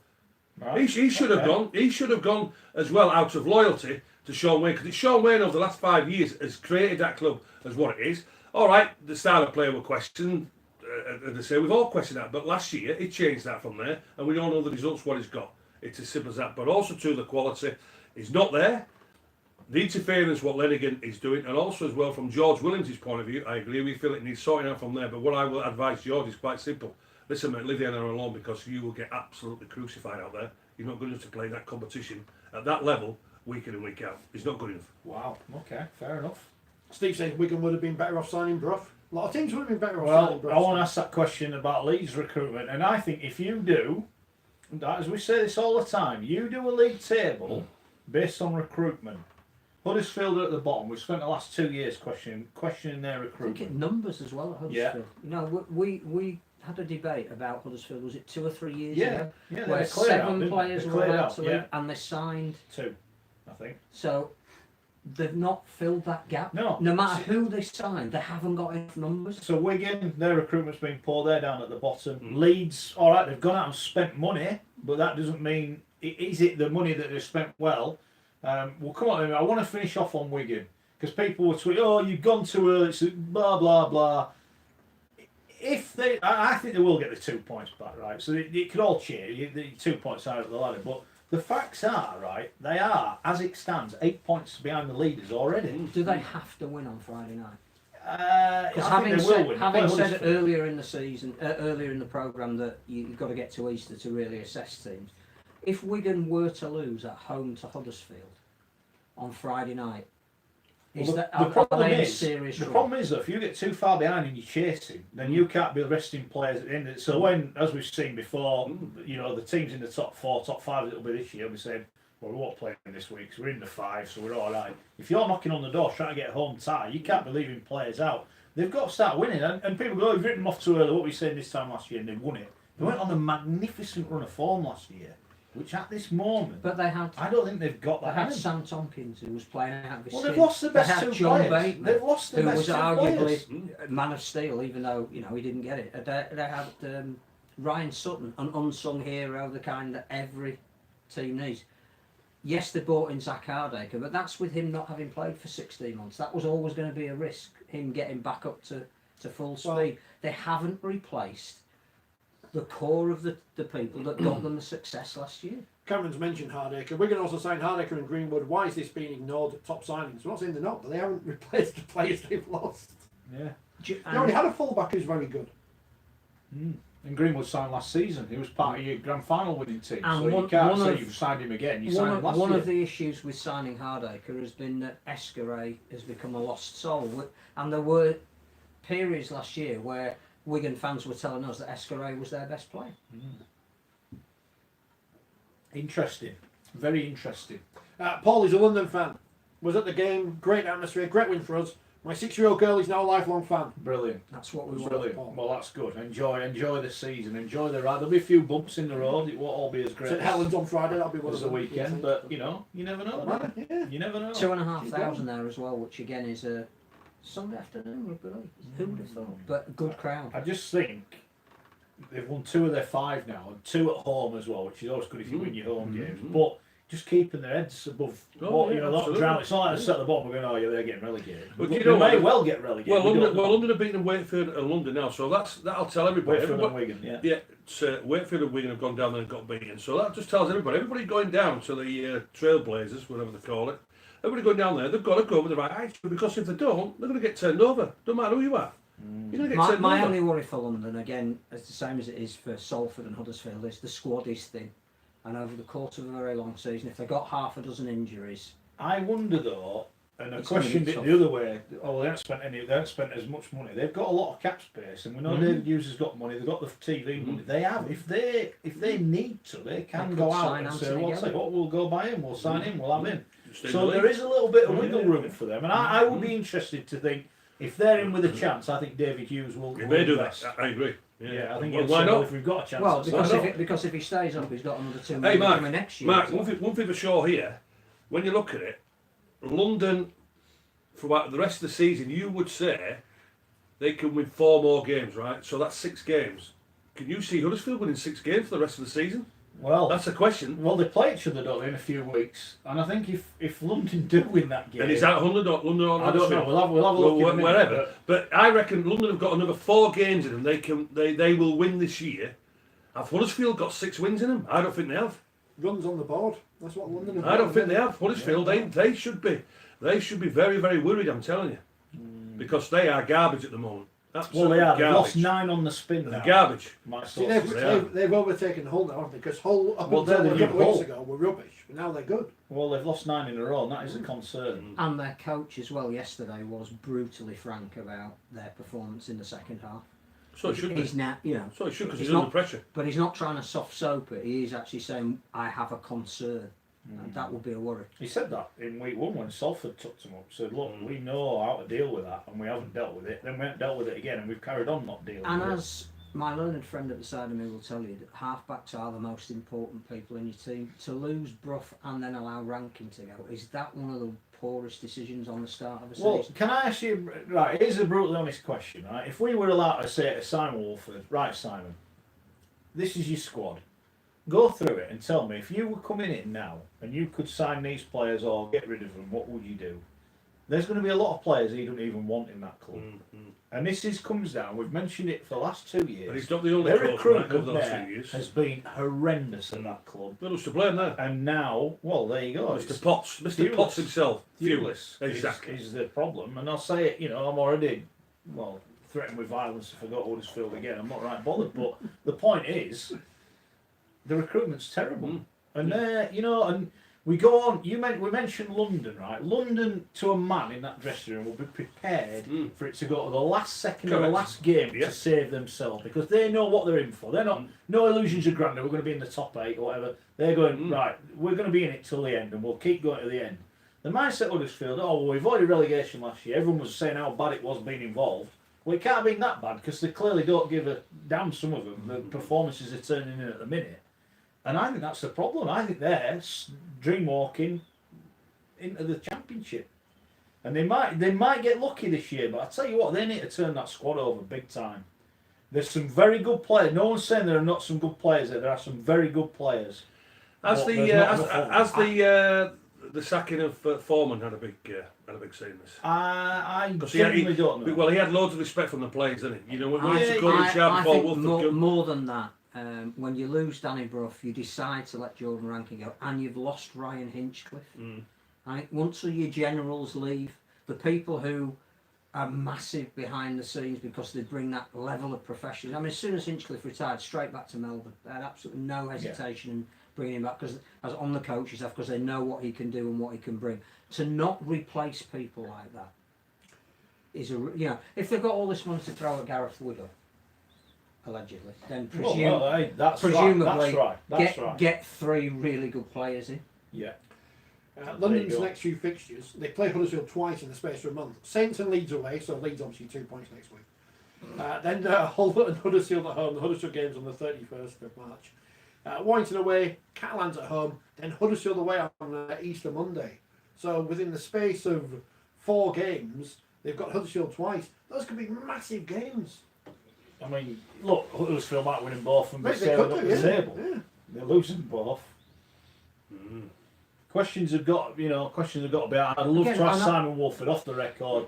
Out of his squad, how many are happy with? I bet he'd say less than 40%. And who can he bring in that's going to change it? Well, this is the salary. No, cap. no, but I mean, who is not playing at the moment that can come into that team and materially turn it around? There's a big couple of weeks for Huddersfield. Obviously, they've got Wigan away this week, then Saints at home, but then they've got Hull KR at home before that London game. That's 2. The first London game, is it away or It is at London on their 4G pitch. Well, I'll tell you what, then, the next 4 games, we've got Wigan and Saints, and then Hull KR and London. Hulkier at home or away. Oh.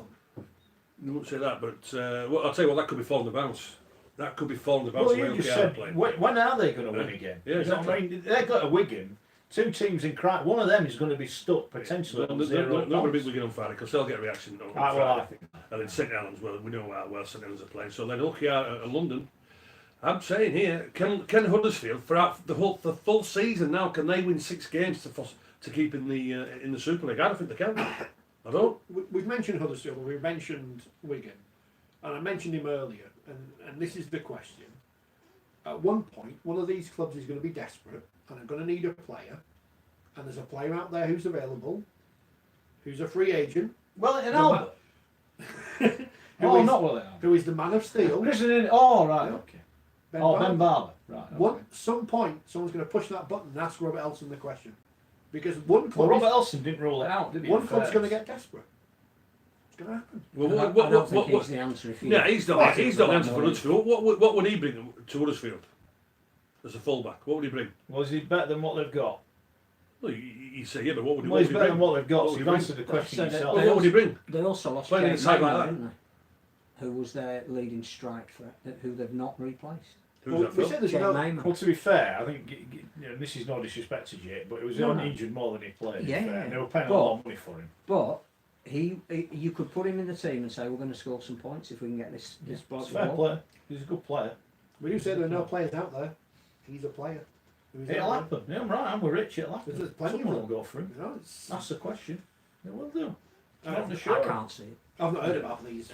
Well, I think as a he should be PR allowed anyway.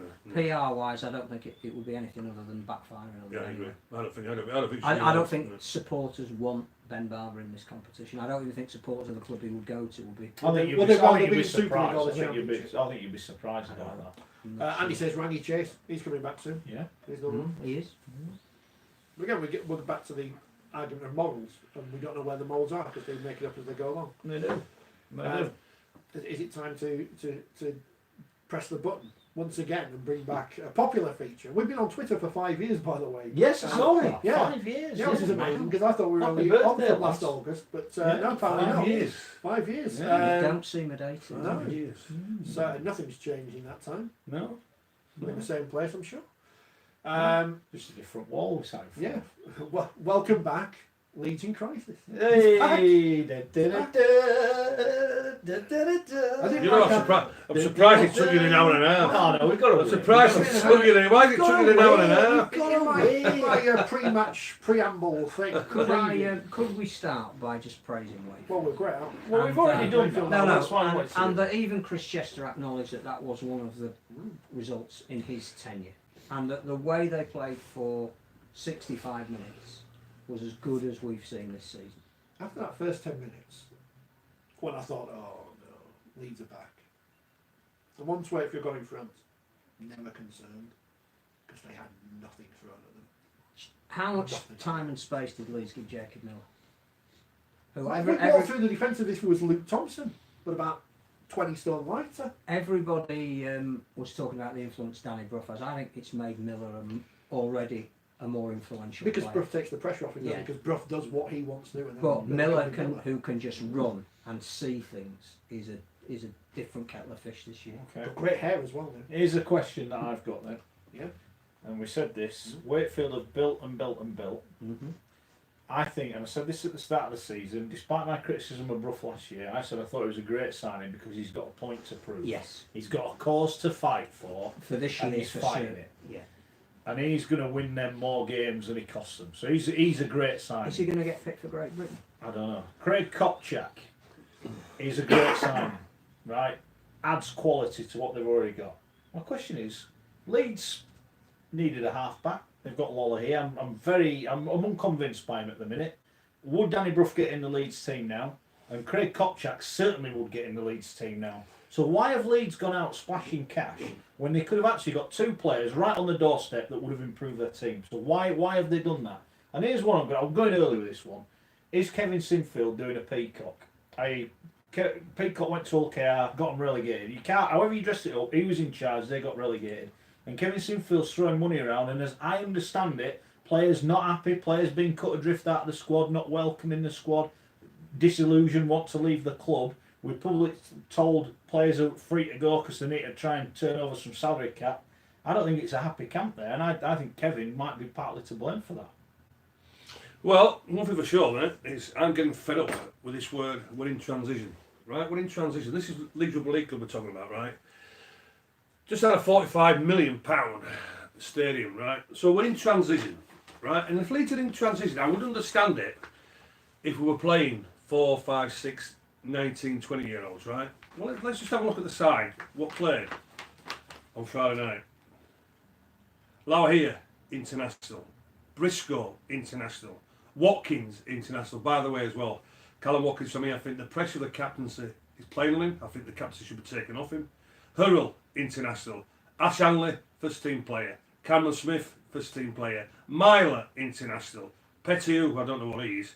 Dwyer, decent player. Murren, international. Ferris, international. Sutcliffe, a Knight. Cuthbertson, NRL. Alinsky, okay. Parcell, quality when he first came. Donaldson, for me, not good enough.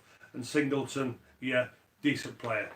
Transition with a squad, what you've got there. What I've been doing in pre-season training, and by the way, David Furner, for me, David Furner is a quality coach. David Furner was a quality player. You don't play for Australia like you play for Leeds. You don't win a grand final, play with Canberra with the quality players what got from there. And I would imagine David Furner, unfortunately, is putting the spin on the Leeds performances because he's been told to. Because he's been told to from there. But I would imagine behind closed doors that he will be booting doors down. He will be booting everything one can see because you can see a little bit of frustration in Furner from there. Some of them players, quite simply, are not good enough to play for Leeds. So what I want to see for what I want to hear from Davies is a little bit more honesty. Because what he's doing is putting spin on performances. We're in transition, yeah, and we're a work in progress. The Leeds fans do not accept that. On Friday night, Wakefield embarrassed Leeds. They embarrassed Leeds. And what Richie said after 10 minutes, for 70 minutes, that game wasn't a contest. And I was speaking to the great man myself on Friday, about 11:15 we was having a chat. And do you know what? Opening that new stadium, well, most of the stadium, I said to Phil, I said, you know what? I'm 53 years of age. I'm sat in my living room here. I'm bouncing off the walls. You know what? Because I want to get out. I want to get out there tonight because you know why? Because of the atmosphere it was going to create. The atmosphere what was created there by the fans. I'm sorry. We are not accepting, as Leeds fans now, this pathetic comment that we're in transition. No, you're not. You're not. You've got enough quality out there on the field. Why are you not playing and performing? Or you can. They can only answer that from us. But what they put on Friday night was not good enough, and it was embarrassing. And I might agree with you from a point of view from there, where Kevin's coming from there, whether he's interfering or this sort of thing. But what I do know what Kevin Sinfield is saying to these players is telling them home truths. What Kevin is doing, he's telling his players the home truths. And what he's saying to them, if you can't handle the pressure, go find somewhere else. And I think that's the right attitude. All right, well, you're all right saying that. It's a salary cap sport, and players don't have to leave. Players can stay there. I agree. And then when you need them to play, and managers have said to me, football managers have said to me in the past, if you've got a small squad of players, or a squad, say 21 at football, that all believe they can play, you will get everything out of those 21 players. As long as they believe they can play. There's people at Leeds know they're not going to get picked. So where's their motivation? What are they going to do? And these are players on long contracts that were given recently. So what's gone on? What is the sea change? What's happened? Well, it's quite simple. And Kevin's been open and honest with these players. Because I know he said it to two of the players this season. I know he said Is he being open and honest, or is he getting it wrong? I think with the two players who he said it to, he's right with them because their future. They have been told this is a do or die season whether you stay as a Leeds player after this season or not. I know the two players who he said, and they're pretty influential players at Leeds. But what he's doing, he's saying to them, if you can't handle the pressure, you're not good enough to play at this club because Leeds is this club. But in the game, you look when opposition come there, they don't treat it as an away fixture, Mark. They don't treat it like that. They treat it as an event.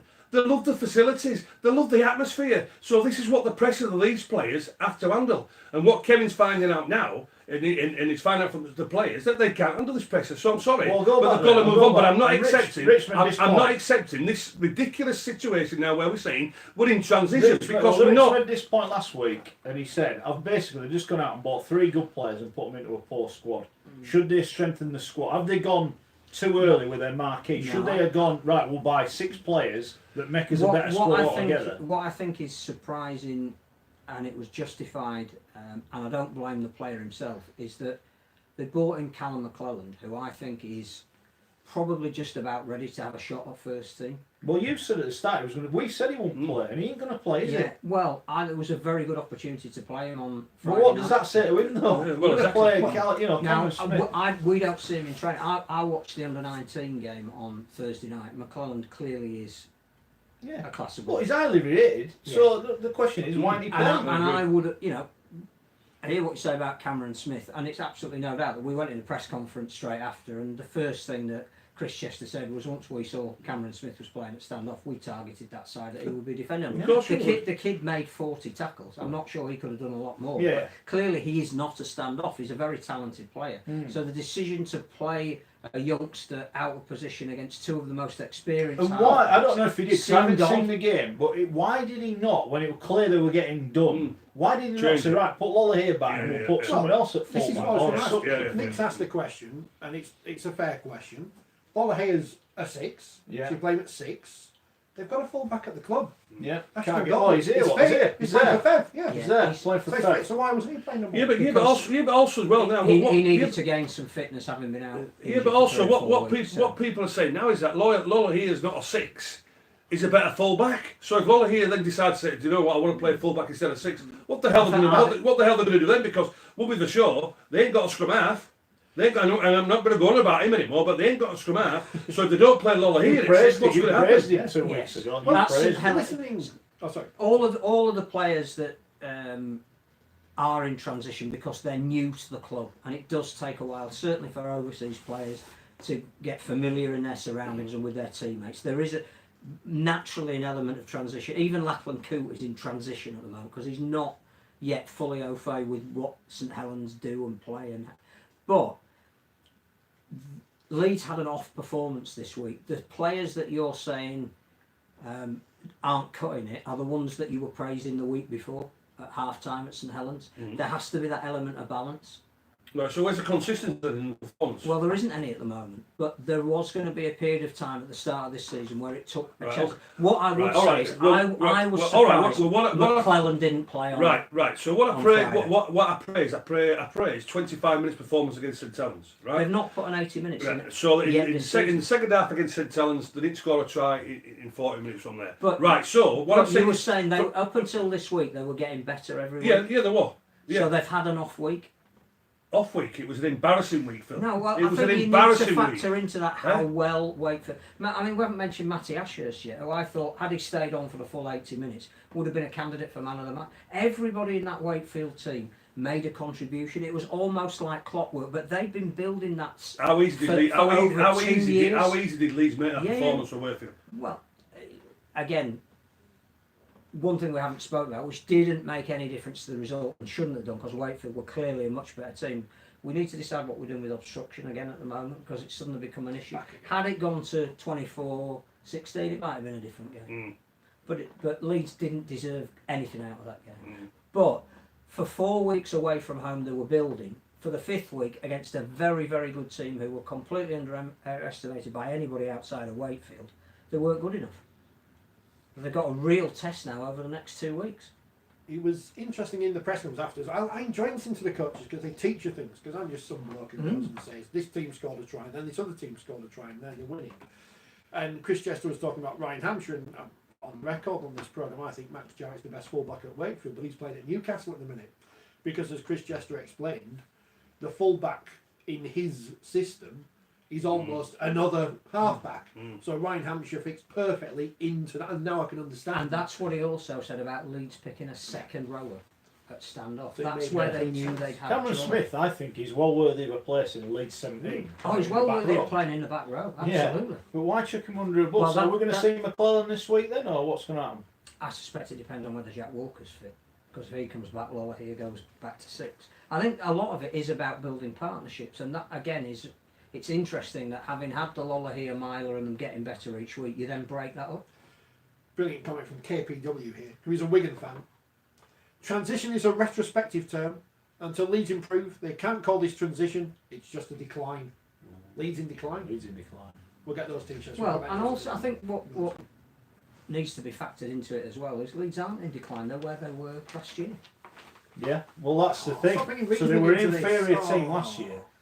Has the Leeds success, and let's be fair, it's been a golden era where they had the best team they never really went out and improved it, and all of a sudden now all those players have gone and they're left. You see, also I was thinking about it today. Why is Danny Maguire playing at Lucky Arts still not playing at Leeds? No, I can't. Why, Garbutt? I'm not. Whatever the reasons were, right? And Kainos, why is Kainos right, it is one for you. Would Mitch Garbutt, Jimmy Kainos, and Danny Maguire get in the Leeds team now? Yes, they would. Yeah. Yes, they would. wouldn't, but Kainos wouldn't. Why wouldn't he? Because he wouldn't get in ahead of Watkins and Hull.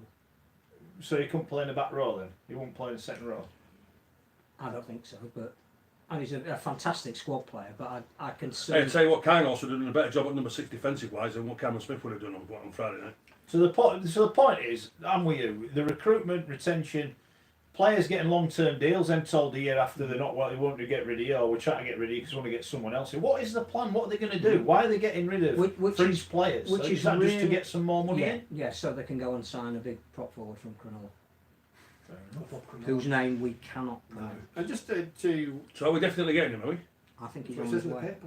No, I think Cronulla desperately need to get before the season kicks off. There are 3 NRL teams that need to get rid of players to be under the salary cap because they actually enforce their salary cap as if it's live. One of them is Cronulla. One of them is this huge prop forward who I think has been offered to clubs, and he looks like Leeds are interested. What about now to sign him? They probably have had to release the Malalis and. I say as well, Callum Watkins. We know Callum's coming back after a serious knee injury, right? But he was made to look like an under-8s player by.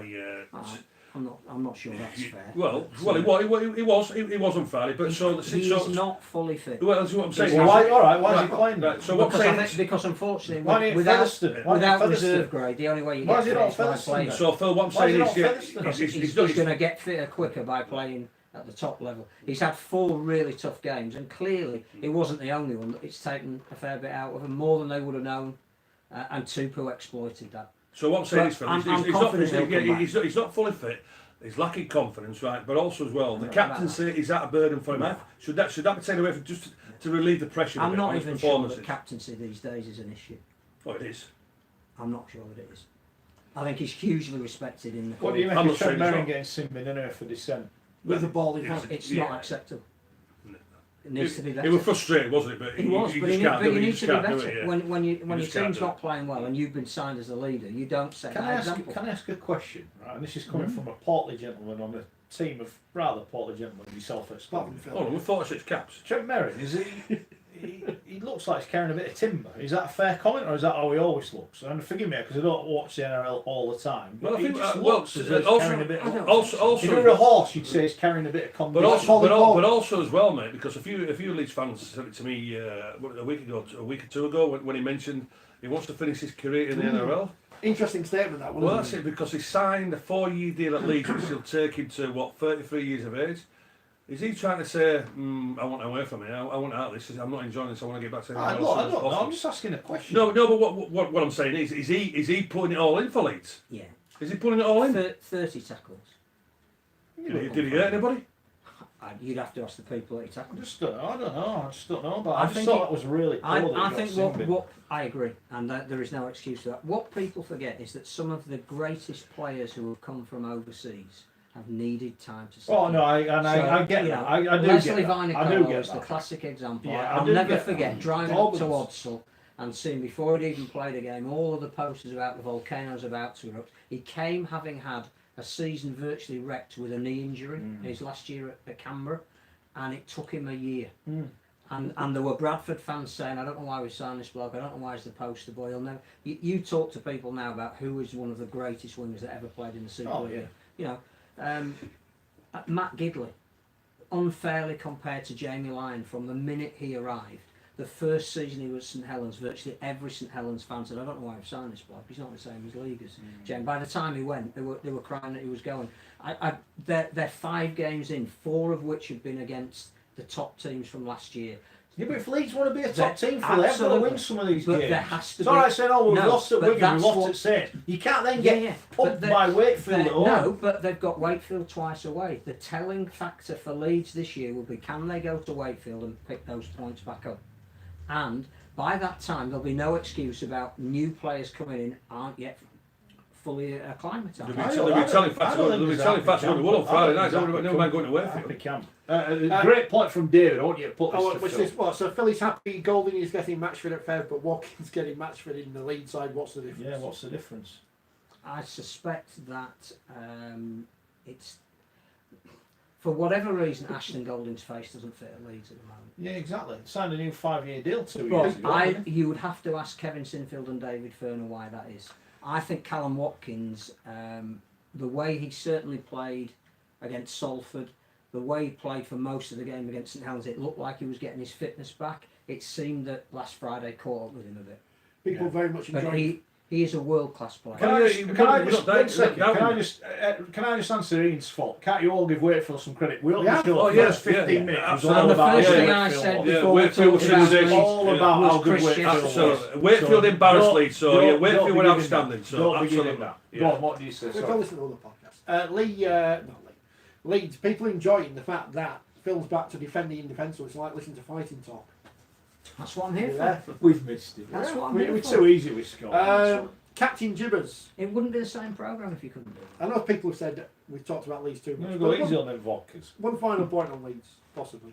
Captain Gibbers says, is Leeds' issues, or are Leeds' issues, down to the legacy of McDermott not hiring new players steadily over the years? McDermott, I've described many times as Fergie. Fergie went to escape Man United because Can I just speak about that? Hands up, anyone who thinks Brian McDermott did the recruiting when he was coach at Leeds. No, I didn't. No, so that is a poor question. It's not I- McDermott's legacy. It's Gary Edrington who signed all the players, and now Kevin's come in with a completely different agreement. I've got a horrible feeling Leeds are going to end up with a lot of big money players on big money deals that don't want to be at Leeds. Right. I think there's some pain to come at Leeds, Speaking and I'm of, not going to enjoy it one bit. speaking of Portly there gentlemen, there are two players that Brian McDermott identified that he wanted to sign, Go on. who would have replaced. I'm not going to tell you who they are. Who Come would have, on, who tell would us. have replaced two of the generational players, and neither of them signed. Why? Did they want to come to Leeds? I don't know. I don't know how far the negotiations go. I You got don't know if Pep it was right a now. money I thing. want to know what that Dave is. from Feet. Speaking of Portly It gentlemen, wasn't not Dave, Dave not from Big Feet. Dave, and his pink shorts. Polly is back, Yes. referred to as, slightly by Chris Chester in the He's a handful. That- I thought no, he's but more that than a was- handful. we need to get on top of The Polly issue Polly. isn't his handful. No. The issue is his love of junk We food. need to get on top of Polly, he said. He was Polly's really. back. Don't you think he was Just go brutally back, honest yeah. about that? Leeds are after Paulie. Yeah, telling you that. Yeah. They need. They want So him. good then. They need someone big. I think they'll get Ava. So how long is it going to take for him to get settled down? he's 2 on 2022.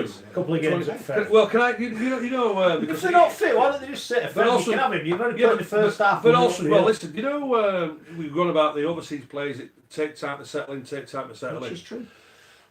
Well, just Even in just- your well, era, that would have been true. No. Well, let me just say this about the era when we went to go play in the Winfield Cup, as it is the NRL now, right? When I went over there, when I signed for Balmain, took us 36 hours to get there because we flew by America.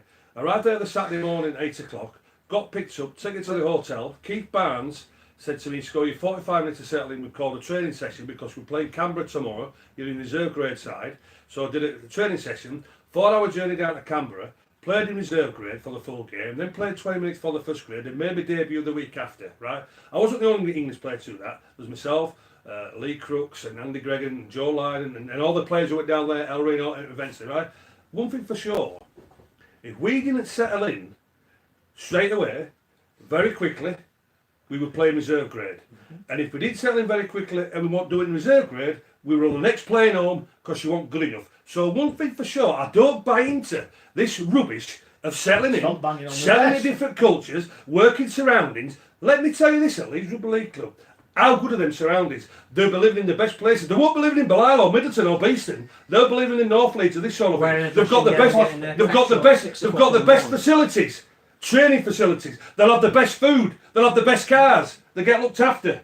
Phil, I'm sorry, son, but I'm not buying into it. Settling in my backside. Right, well, Not having we're it. going to do the predictions in a bit, so we'll find out. We have got a... And I tell you what, let me just tell you this: if they got put to Belial and Middleton, they want to go next plane home. I can reassure you. Don't worry about that if that's where they put them. They would have, Gary, Eh? have you missed Phil? they would if they got petrol at 6 in the morning. And the dressing gowns, I'll tell you. Don't worry about that. We've got to do the predictions in a bit. Well done to Castleford. Beat Hull KR by 32 Saints won points as to well. 16. Saints, they beat Salford. Well done to them. Well James done Roby. to Toulouse. James Roby. Why does he have to be Mr. Consistent every week? Can I ask a question about the Saints Salford game? Yeah. Jackson Hastings, we know, is the key man for Salford. Yeah. You're 10-0 down. You look as though you need points. It doesn't I know seem what you're gonna say. obvious where those points are going to come from. Why do you kick for touch? What is the kicking for touch when you need points? I mean, put the He ball wanted to up, make himself challenge. look good, didn't he? That's all he I don't know. All did. I'm saying is I'm not criticising him because Yeah. they're not the only team that do it. But when you're losing, why do you want to stop play? I'm not sure I fully understand that. I also think we haven't talked about people deliberately at the play the ball trying to find an opponent who's in an Yes. offside position. Is that becoming a blight on the sport at the I'll moment? tell you what I know. What about that dive what he took as well, Gizio? With that so-called Goodwin touched him. How pathetic was that? Please, Well, say it stop about cheating, Murphy, players. say it about Yeah, him. stop- Get him banned. yeah, stop- Get him banned. There you stop- go. stop Huddersfield. cheating, Stop players. cheating. When a tackler can't help ending up on the wrong side of the play, and it's a deliberate ploy to try and make should the referee not be being told just play on? We're not going to pander to this looking for a Possibly, penalty. yeah. And I if can see somebody that. gets in a position where they are clearly impeding the play and slowing On it down, purpose. it's a penalty. Yeah. But if someone deliberately is trying to play the ball into a player who can't do anything other than be where they are, just shout play on. And the obstruction rule starts at the beginning of every season. We've seen too many tries chalked out for some spurious contact in the back play that isn't going to affect whether a player gets across and makes a tackle or not. We need to cut that out as well. If we're going to have new beginnings and shot clocks, sort these out as well. All right. Sandy says she didn't understand the words Scully said then. Subtitles available on YouTube. They are. Press 888 on your keyboard and they'll work. 5 teams unbeaten at the moment. Yeah, go on. Cass Saints, the Toronto Sheffield and Hunslet 2 from 2. Come on, the Huns. So we Come on, shall the again or Huns. whatever it is for the Green and Oranges. So call back to a show from years ago. You missed that one. Well done. The green and orange. Green and Orange. Myrtle and Flame, I know. Newcastle sat their coach and got a win at London. Scholars. Tim Rumford taking over. Yeah, but what do we met? 2 games and he's been canned. I mean, Don't that get even Scully wasn't Don't that get bad. Well, actually, probably was. No, I'm Jason far- Payne, far that's on harsh. me. I It think that is. is harsh. Very harsh. At least in fairness to West Wales, they only lost by 54 at Hunslet, so they're getting there. Oldham edged out North Wales. Keith obviously beat the Bears, and Doncaster beat Workington. In the Championship, Swinton sound like they were very unlucky to lose by 2 at Halifax. Dewsbury Toronto was great on the telly, great entertainment in the mud. Just very different, wasn't it? It was a throwback. Chris Anakin spitting, getting sent off for that. That's disgraceful. Should be a big ban. Only player banned from Super League, Grant Millington this week. 2 Yeah, games. 2 games. What's you got? What's you done? Punchy. All right. York edging out Lee. Great if you had Lee +2 on Come the on, York. I handicap. told you York would be good. James Ford, give him a big job. And we talk about teams in crisis. Bradford losing at home, nilled by Toulouse. I'm Hey, waiting for Andrew tell you Town. what, James Ford, TNA, hey, what about blaming this? the weather? We just we were talking, before the season started, the first coach to be sacked. Tell you what, Huddersfield, Wigan, Leeds, James Ford, is he ready for one of the big jobs yet? Shane Flanagan. Eh? Is he ready for one of the big jobs? Toulouse Toronto this week will be a fantastic game. Would really love to be at that. But sadly not on the telly because they can't get any Well, cameras in France. no, we can't find a French production company. Yeah. Although it does say in our newspaper it is on the TV. I'm pretty sure it's not on What's that one? Toulouse Toronto. I just think we did do Women's Cup final last year. They should have called us. We haven't got those Put it on cameras. our league. Why wasn't there Flyers one- out. Why wasn't there one league last week? Right, move on. Question. We've got to do our prediction. How did we get on last week? Well, Scully, we this had a wasn't- guest in yours, so Yeah. you didn't do very well, Sam. Well, I went 16 everyone Yeah. and 26 casts, so yeah, far off. Yeah, and you got that one wrong, didn't you? Because they won by. Everyone won by. Everyone by 16 apart from the team who won by 16. Well, it was a good week for me because I got the cast right and spot on, and you got Hull spot on by 10. Go on, the black and So white. it's me on 56 points, you on 53, Scoy's on 50, but we all got Warrington and we all got Wigan wrong. So Yeah. Right, send that let's crack on. We have got this week, Thursday night, big game this, Warrington against Castle. Big game, and I tell you what, Phil's a little bit anxious that Castleford. Can they step up to the mark? I reckon they No, I can. didn't say they couldn't. A lot of injuries, no Grant Millington Yeah, suspended. I reckon the Cas players, they want to, they want to prove people wrong a little bit. Everybody's questioned regarding the signings. I think they can step up to the mark. This is one where, on telly, everybody will be looking. I think Castle do Warrington on Thursday. I'm going Castleford by 10. I'm going Cast by 4 on this one. I think it'd be a narrow win, but I think Warrington, off the back of that short turnaround, Cast with the extra day and not having to fly in and out of France. Although I say this, it's not as if Warrington are rubbish, is it? And they can easily win this one. I think it'd be close though. So Warrington by 4, Cast by 4 even. I don't even know if I'm in this prediction. Yeah, you are. Yeah. But, You're bottom, but don't worry about that. I am the Huddersfield of the prediction league. I think Warrington. No. You've got some idea. I think Warrington will be absolutely seething about that defeat. I think they thought they'd done enough with the unbelievable try created by Chris Hill, which again we haven't mentioned yet, but presumably banned from the Prop Forwards Union. I think they thought they'd won that game. I think they'll come back with a point to prove, and I think they'll narrowly take it by 6. Okay, I'm going to go for Warrington. I think it's going to be the game of the season, though. I think it'll be a titanic clash. I'm going Warrington by 2. Right, Hull Leeds. There we go. Hull informed team in Super League now. Playing for the Gary Schofield Shield. Protection Shield. The Gary Schofield Shield. Let's be honest, it wouldn't be a trophy. You know what? If it had your I'm name going attached to Hull on Friday. I'm going to take a shield and run up the field with it at the end. There you go. Give it to the winner. There you go, lads. Well, it's been a bit of a turnaround for the black and whites, hasn't it? I just can't say anything else except a black and white win. I'm going the black and whites by 14. Leeds have got a good record at Hull over the last few years. However they're playing, they do seem to manage to eke out a result at the KCR. Lost there last year, though, didn't they? Was it 4 out of 5 that they won? They lost there last year. I agree. I think Hull have got a slight momentum at the moment. This is and like they're an going Uncle back Albert at home. moment. I think Hull win by 7. What? 7. What? It's happened! 7. Hold on, you've got to do it right. Have you been watching the show? Hull by 7. Yeah. 7! Oh, sorry, Go no, on, I missed go on, that bit. Go on, you've What's got to do that it. From Len off dancing. Strictly Come I have Dancing. no idea what you're talking Yeah, you got 7! Farm Foods advert. about. Mark Sneed will drop a goal. I'm going Hull as well. At least they've got their own song as opposed to the Rhinos who nick them off Leeds United, but just cut off the first verse. Hull are in form. Leeds have got no forwards who are any good at the minute. Because that's Are you alright to go to the Leeds press day next week? And speak to the whole Leeds pack. it's all comedy. I don't mean any of this. No, don't be saying that. Hull People by are idiots, you know. No, they're not. Hull by 8. You're tempted, aren't you? You were the only person to go against Leeds last week, but I was using reverse psychology. So Yeah. I think Leeds will perform this week, but I'm going to go for Hull to win by 1. it's amazing how things Mark turn Sneed around, drop isn't it? Mark Sneed drop goal. He's the Iceman. St Helens I London. think it depends whether Jake Connor plays as well. Yes, he went I off. think injured, that didn't might he? be a factor. Yeah, but Albert Kelly's back in. I'll tell you what, Joe Weston's well playing when he's got his He mojo is. back as Joe. He is. Yeah, That's well, really Was good, Jeremy isn't Shaw dropped or was he injured? he? Yeah, Oh, he's got a rested. concussion problem, hasn't Right. he? I know last week they were saying they didn't know if they were going to pick him. Oh yes, They were because he's waiting- had 2 to go for concussions in a test. year, Yeah. hasn't he? Yeah. But Weston's got his mojo back. He's got smile back in his face. Played very well, Joe. He is. Yeah. St Helens London. Yeah, it's St Helens, isn't it? Yeah. And dare I say, great win by London from there. But this should be one of them where I'd say this will be a little bit too big a task for him. The way St Helens are playing, this St Helens have been looking maybe say the way that we train fellas. This is we want to play training ground moves. I think I'm going St Helens quite easily. I'm going St Helens by 36.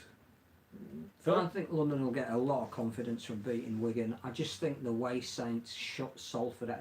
I mean, the longer that game went on, Salford were never going to score. St Helens' defence at the moment is absolutely fantastic. We laud the tries that they score, but they look a really tight unit.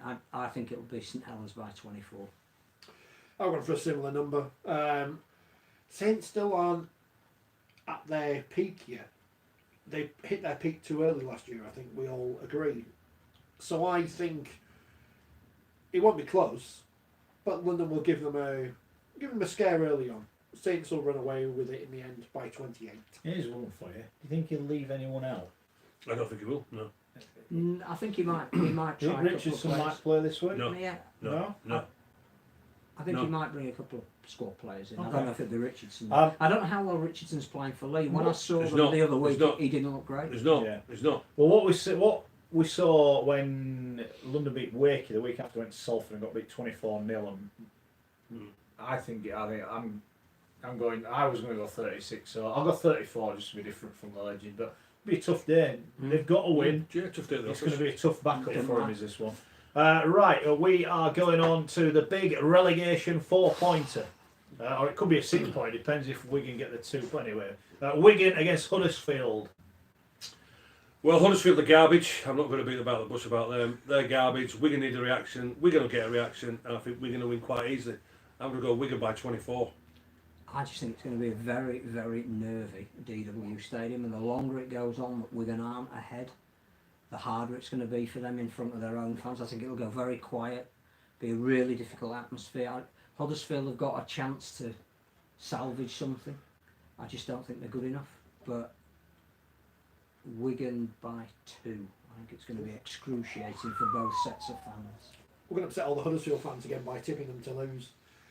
We get criticised for when they're saying they're going to lose. Like when they went to Catalan, we all went for Catalan. We get hammered, and then when they lose, no one goes, "Oh, No, you no. were right." Yeah. The Pies have it, and they have it by 12. I just don't think they've got a load of points in them at the moment. Maybe not. I get that, but they're playing Huddersfield, so I'm going Wigan by 24. Same as me then. Oh, is that what you've got? I'll go Yeah. 26 then. Catalan Salford. Yeah, good performance by Catalans. The big players stepped up, didn't they? I'm going to have to bring the shot clock in because we're going. Yeah. Salford on the road, travelling a little bit. No, I think the Catalans will have too much. I'm going the Catalans quite convincingly. I'm going Catalans by 20. I think that was a really big win for Catalan, the manner of it. I think they'll back that up again at home, but I think Salford again, nothing to lose. That makes them very dangerous. Wasn't this game 40 all the other year? Mm-hmm. Lots of points. Catalan by 8 with it in a high scoring game.